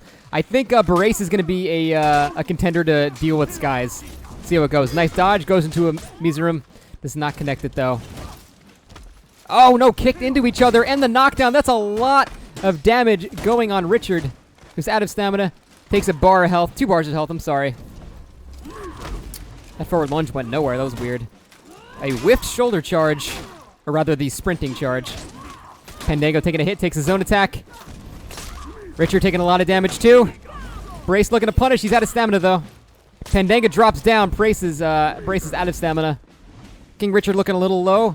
But Barace is still looking fine. Gets a knockdown. Will he get it? He does not get any punish. Skies comes from the back to save him. A little bit of friendly fire, but it's not bad enough. Barace is going to... Oh, revenge. He doesn't use it on Richard, though. He just can't get him. He's pushing him too far away. Oh, no. That is so unfortunate. Richard's going to get him from the back. Blocks the zone. That's going to be it. Into the wall. Top heavy. Big fat 40 onto his face. Skies and Richard take round one. Oh, that was so unfortunate. The thing is, when you're in Revenge as a Conqueror and you shield bash somebody, you knock them to the ground, but the knockdown is further distance than like the headbutt knockdown. So sometimes if you're not like, you know, close enough, you can just whiff the follow up. It can be really detrimental when you're playing as a Conqueror. So that was unfortunate. It does happen, but it's got to be sad to see.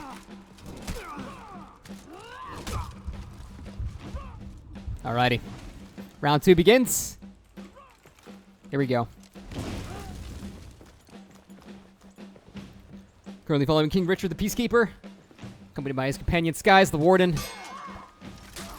Richard switches targets to Barace, gets a nice stab in, forward lunge into the little stabby. Zone attack keeps Pandaego away, goes for a grab on Barace. Richard constantly switching targets, back to back, out of stamina, needs to wait. Oh no, that's going to be a knockdown and a top 40. Greatest hits. Pandaego takes a double heavy. So much damage on Pandaego. So much damage. Sky is still at full health. Pandaego finally lands a hit. But this is not going in Pandaego's favor at all. He backs up a little bit. Tries to regenerate some health. Barace not looking too good either. This seems to be very heavily in KingRichard and Sky's favor. Conqueror has revenge. Will he do anything with it though? No. Sky's on the disable. The crowd control. Hitting the back, but it's fine. Barace is looking not too good. Gets him in the dodge. That's going to be a kill on Barace. KingRichard gets... Yeah, that's it.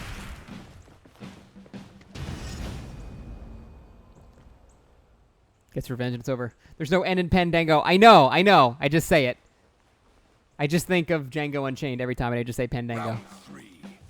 I do it every time. I know his name's Pandaego.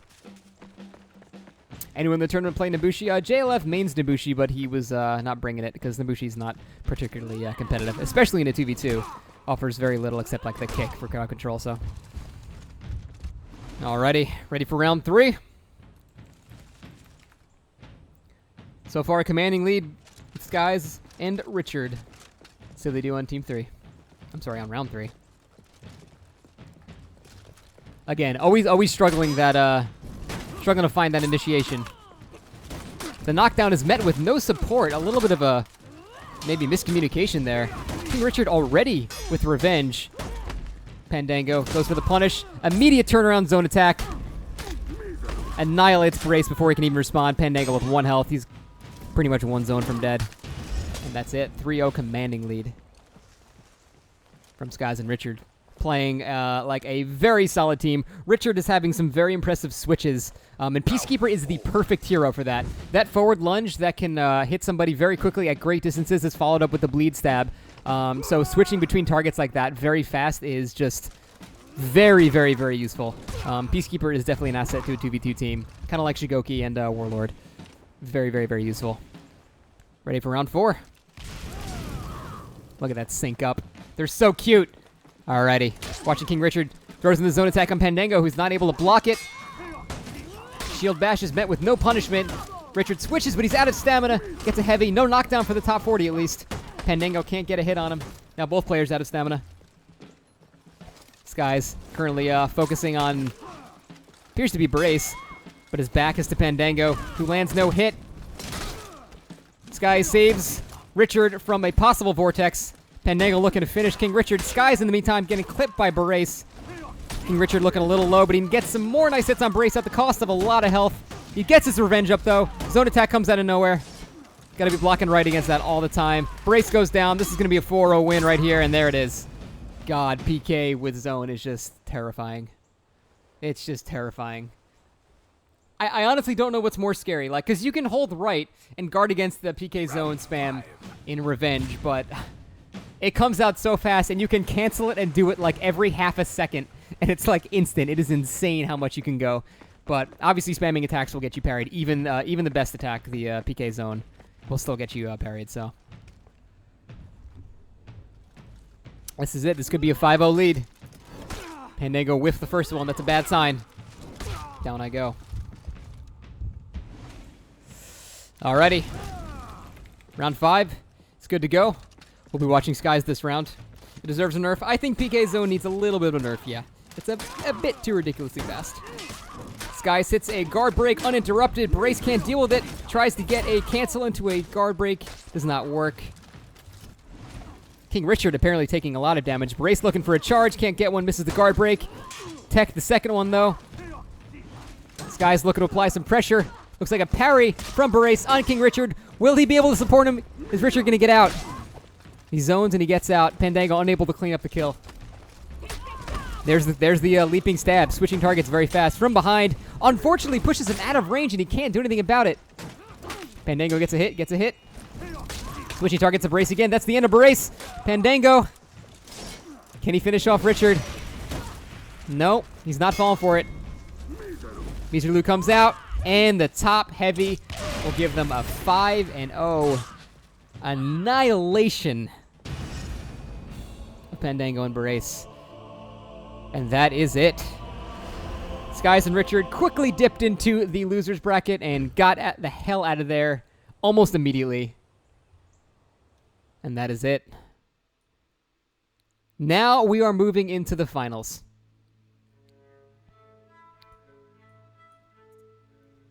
We'll be right back.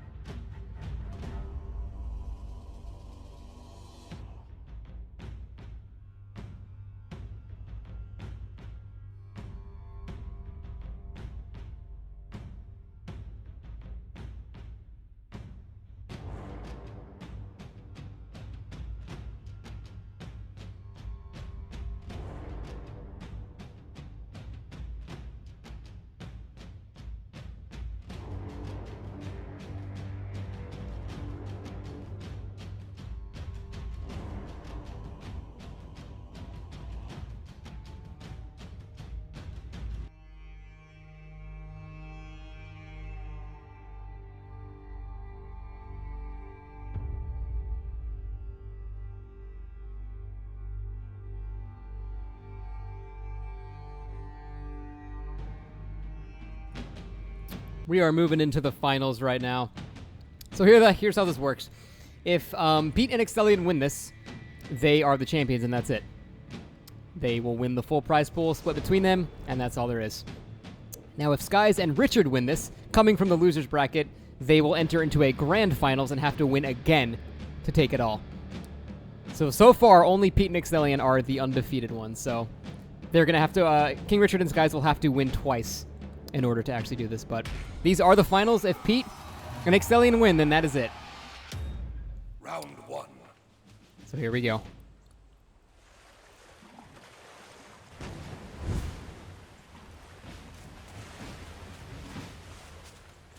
I like it. Gets all hyped up, and then I have to just run here and wait a minute and then die.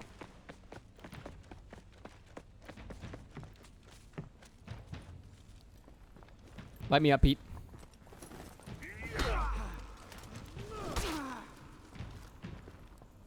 They don't want to damage each other. I understand. Alrighty. Round 1. Let's do it.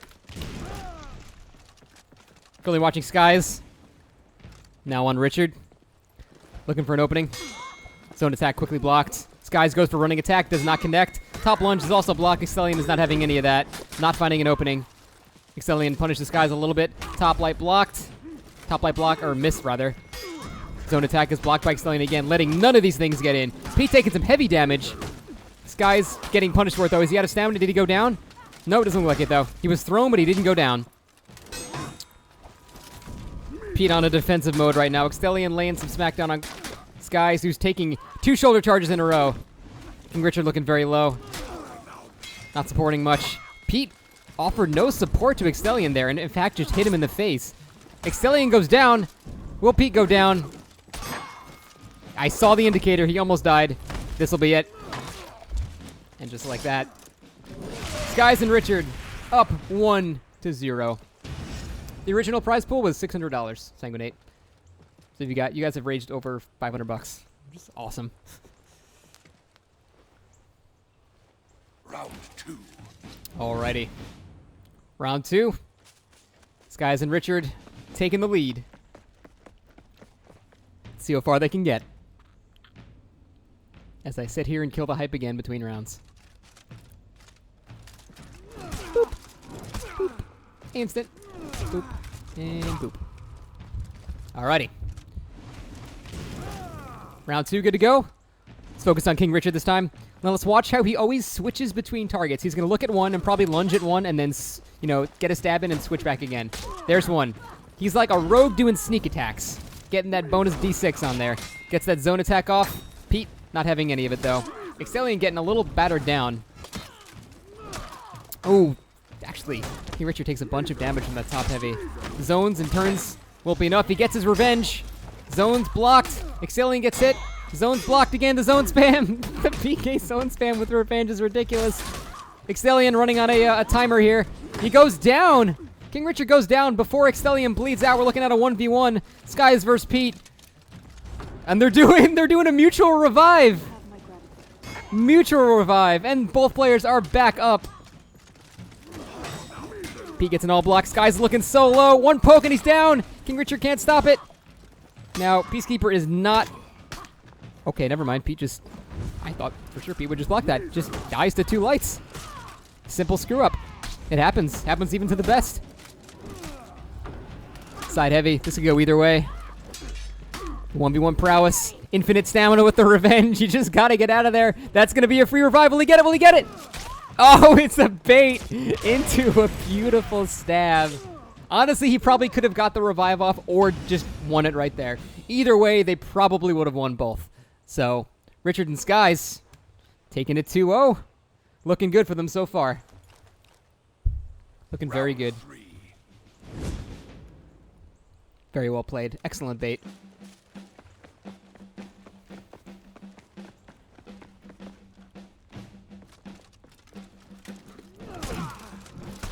Yeah, he really had 2 options there. He could definitely get the team revive or go for the riskier kill, and he went for the risk and he got it. Definitely paid off.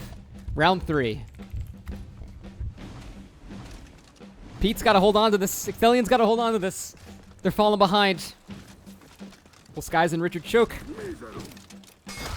Shoulder charge goes in, hits nobody. Quick zone on Pete. Blocked on that one, but the guard break is not connecting. Shoulder charge in, headbutt, stab. A lot of damage on Richard. Richard getting pummeled right now. In a corner, not where he wants to be. Hits a top parry, knocks Extheleon down, switches right back. He has no stamina, but he's still going in hot. Pete applying the pressure to Sky is taking a lot of damage. That is going to be death. Wait, no, what? He didn't get knocked down. Richard, oh, I think he did the assassin no knockdown glitchy thing. But whatever, I banned nothing in this tournament, so I can't say anything about it. Pete looking in a lot of trouble. Nice parry. Richard holding on as much as he can. He just needs to get his revenge back, but he's knocked against the wall. And he goes down anyway. First loss for Skies and Richard. Pete and Extheleon showing that they are not ready to be taken out, not ready to throw in the towel. Not ready to other phrase explaining loss. Whoop. For the record, I need to make this clear. It is very, very clearly stated in the rules that nothing is banned. I didn't want any gray area. Oh, like you can kind of do this, so maybe you can't do this. I didn't want any of that. Nothing is banned in this tournament. Round 4. Here we go. Looking at Richard. Trying to keep some distance right now. Again, it's the same struggle, trying to find that initiation opportunity, because this is a very defensive, rewarding game. Whoever makes the first move usually is punished. However, not the case. Extheleon taking decent damage, and wow, they just went to town on Extheleon. Gets his revenge. He should be switching to Skies, which he does.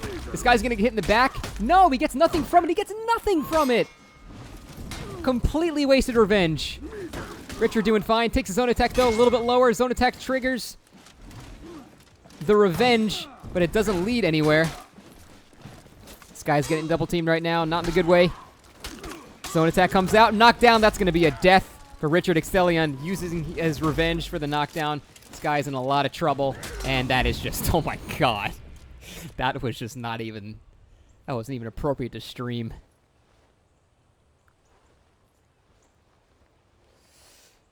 Just like that, we're at 2-2. We knew these fights would be good. We knew these fights would be good.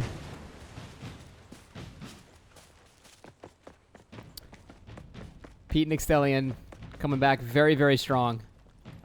Yay, I keep forgetting. I'll try to remember. Both players are trying so hard in this Tryhard Invitational. Both teams, rather. Alrighty. Round 5. Let's do it. Watching Skies this time. Back to Richard. Back to Skies. Oh, wait, I control this. Ha ha ha. Skies looking for an opening on Pete. Tries to get a fake out into a grab. Doesn't get it. Pete just headbutts him right in the face. Pete turning around. That's not going to be good. Big heavy to Skies. All block leads into side swipe. Richard with revenge. Seems like Richard always has revenge. Playing the defensive game until he gets it, because it's very, very strong to have him Peacekeeper. Switching over to Pete. Pete going to be building up revenge very soon, too. Extheleon gets parried. Oh, no, but then the revenge cancels out the parry. Extheleon on full block detail. You need to just roll out of there, man. Like, fighting a Peacekeeper with infinite stamina is a scary, scary thing. Or just go for a parry or something. That is very terrifying. Richard goes for the switch, but it doesn't connect. Extheleon goes down. Oh, no, that's going to be a lot of damage. Skies go down, too. Richard is down. Warlord with revenge, but it expires. No revenge is happening. Will Richard clutch this? Just Pete and just Richard. Headbutt poke won't be enough to kill him. And the side swipe. He didn't expect it. Pete clutches the round for a 3-2 lead. No, gear stats are off. You would have seen it in the loading screen. Round 6. We experimented with Shard as a better map, and there were not too many options that didn't have, like, one-shots and stuff, and we didn't want one-shots. Because no one wants to watch a Warlord throw people off a cliff every 5 seconds. Unless you're a Warlord. Lay it on me. Warlords do have, yeah. Warlords have faster side attacks than Orochi. It makes me cry at night. Alrighty. Wait a minute. Proper punctuation. Here we go. Round 6, let's go. Defaulting to Richard this time. Again, I wish I could switch between Pete and Extheleon, but we don't have a spectator mode in this game, so I'm working with what I can right now. Zone attack blocked, punished with a single stab. Interesting. I think maybe Richard thought he was going to have some pressure from Richard. I'm sorry, pressure from Pete, so he gave it up. There's the leaping slash, but he gets punished while he's doing it. Big damage on Richard. Extheleon looking to do something and finish him off. And the top heavy. Just the random plain top heavy. Out of nowhere. And Skies is in a very bad situation. Just abused. And this is a very, very scary time for Skies and Richard. Very scary time. If they lose this next one, that is it. Pete and Extheleon are the winners they need to absolutely win this, or they're done. Second commentator? Yeah, I mean, I'd love to have a co-commentator, but I have no connection, so. Hopefully by doing this, I'll have connections. This is getting really close, though. This is about to be a Pete and Extheleon champion. Their teamwork is just so on point right now. What? I can't type. I need to eat food. All right, here we go. They need to play perfectly and not lose this. This is the tournament point right here. Absolutely an uphill battle. Vortex hits. Going pretty hard on Pete, who's now in full turtle mode. Throws out a headbutt, he misses. KingRichard taking a little bit of a hit. He's out of stamina. Gets guard broken, counters it out. He's back up with full stamina. Sky's looking to retreat. Goes for a swing, and Extheleon cannot hit, though. Goes for a guard break in the middle of a shoulder charge. Not working out. Oh, Skies hits the wall. Unfortunate. He takes a headbutt and stab as punishment. Not the worst. Beautiful parry on that top light. Pete punished him very hard. Richard's coming in to try to save Skies, but Skies doesn't need any saving. Unfortunately, Pete has now triggered revenge, which is terrifying. He's got to throw it. There it is. If Richard's not paying attention, but he blows his own revenge. Richard gets the parry, and that's going to be a lot of damage. I'm sorry, Pete gets the parry on Richard. One more hit. Pete goes down with Richard just so little health left. Extheleon so close. He's going to bleed out. And they clutch it. They're still in it. They are still in it. Skies and Richard are still in it. 3-4. 3-4. And it's still an uphill battle for them. Not only can they not lose this, they need to win the next set of 5. If they want to take the championship here. Round 8. This is wearing me out, man. I do need a co-commentator. Making me dizzy. Alrighty. Again, Skies and Richard lose this, they're out permanently. And Pete and Extheleon will be the victors. Here we go.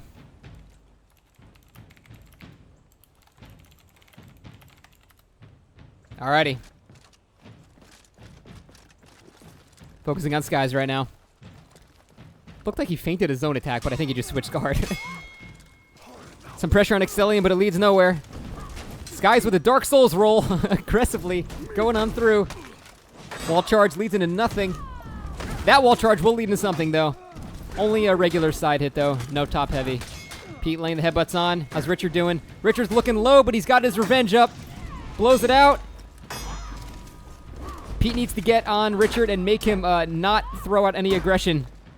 And he does. He keeps him busy. He keeps him busy for a while. Richard not looking too hot. Sky's not looking hot either. This is looking bad. This might be it for both of them. Zone attack doesn't connect. Blocked again. Pete on perfect defense right now. KingRichard trying to get behind them. Throw some lights out. That was a blocked one. That should be a kill. Oh no, but it's interrupted. Extheleon almost goes down there. Miserum does not hit. It does hit Pete in the background, though. Will that be a pickoff? It is a pickoff. Extheleon goes down. Pete is just alive. It's just him left. Both Skies and Richard with very low health. If Pete gets revenge, he can easily 2v1 this. This could go either way. He's got his revenge. He's just waiting for his moment now. My God. He goes for the cheeky revive, but it's not going to work. Surrounding him like sharks. The 180 zone attack. And that's it. Skies is going to go down with that, too. Richard has just got to get the hell out of there, but that's going to be it. And GG. Pete and Extheleon are your Tryhard Invitational champions. And that is it. Grand prize total, $1,080. Well played, guys. I gotta get in there and see how they're doing. Go, guys. Nice work. Congratulations. Nice. Thank you. Thank you. Thank you, man. How did it feel? Awesome. How did it feel? Feels good. Feels good. Damn good. That is the prize pool of $1,080 split between you guys. So seriously, congratulations. But what do you think was the like the biggest struggle you had versus iSkys and Richard? Richard was really good with basically not letting me punish iSkys for the times that he failed the attacks or I was going for a shoulder bash. He was on point with that, so we decided to switch it up so that I would be able to punish KingRichard more. That is something I noticed. KingRichard is really good at switching targets really quick and interrupting, like, a guard break, and you guys adjusted for that perfectly. So, seriously, Pete, Extheleon, like, is it Extheleon? How am I saying that wrong? Yeah, you said, no, you said it right. Okay, I just, that would be really bad at the whole tournament. You're the first caster to say it right. It's pretty awesome. All right. Well, congratulations, guys. I'll talk to you guys after this for the whole payment stuff, but seriously, well done, and congrats. Thank you. No problem, Thanks. guys. Alrighty, guys. That has been the For Honor Tryhard Invitational. I really hope you guys enjoyed watching. Congratulations to Pete and Extheleon for taking their victory. Well done. And thank you guys so much for watching. I appreciate it like unbelievably. I organized all this myself. I commentated all this myself. I did pretty much all this myself, and it was a lot of work, and I am starving. But thank you so much for joining me. I don't know. The only thing I can ask is I would love to be a part of the scene. I would love to be a part of the scene, whether it's participating or commentating. And seeing as how I main Orochi, I don't think I'll be participating until a couple of patches from now. So I'd love to be in the commentating scene. So next time there's an event, I don't know, just drop my name. Let them know you'd like to see me do it again, because that would be like my dream. That would be amazing. So I really appreciate you guys watching. It has been a pleasure having you to watch. Thank you to everyone who competed. Really appreciate it, guys. And I will see a couple of you guys on my stream tomorrow. But for everyone else, thank you for joining. This has been quite the experience. I will see you guys later. Have a good night.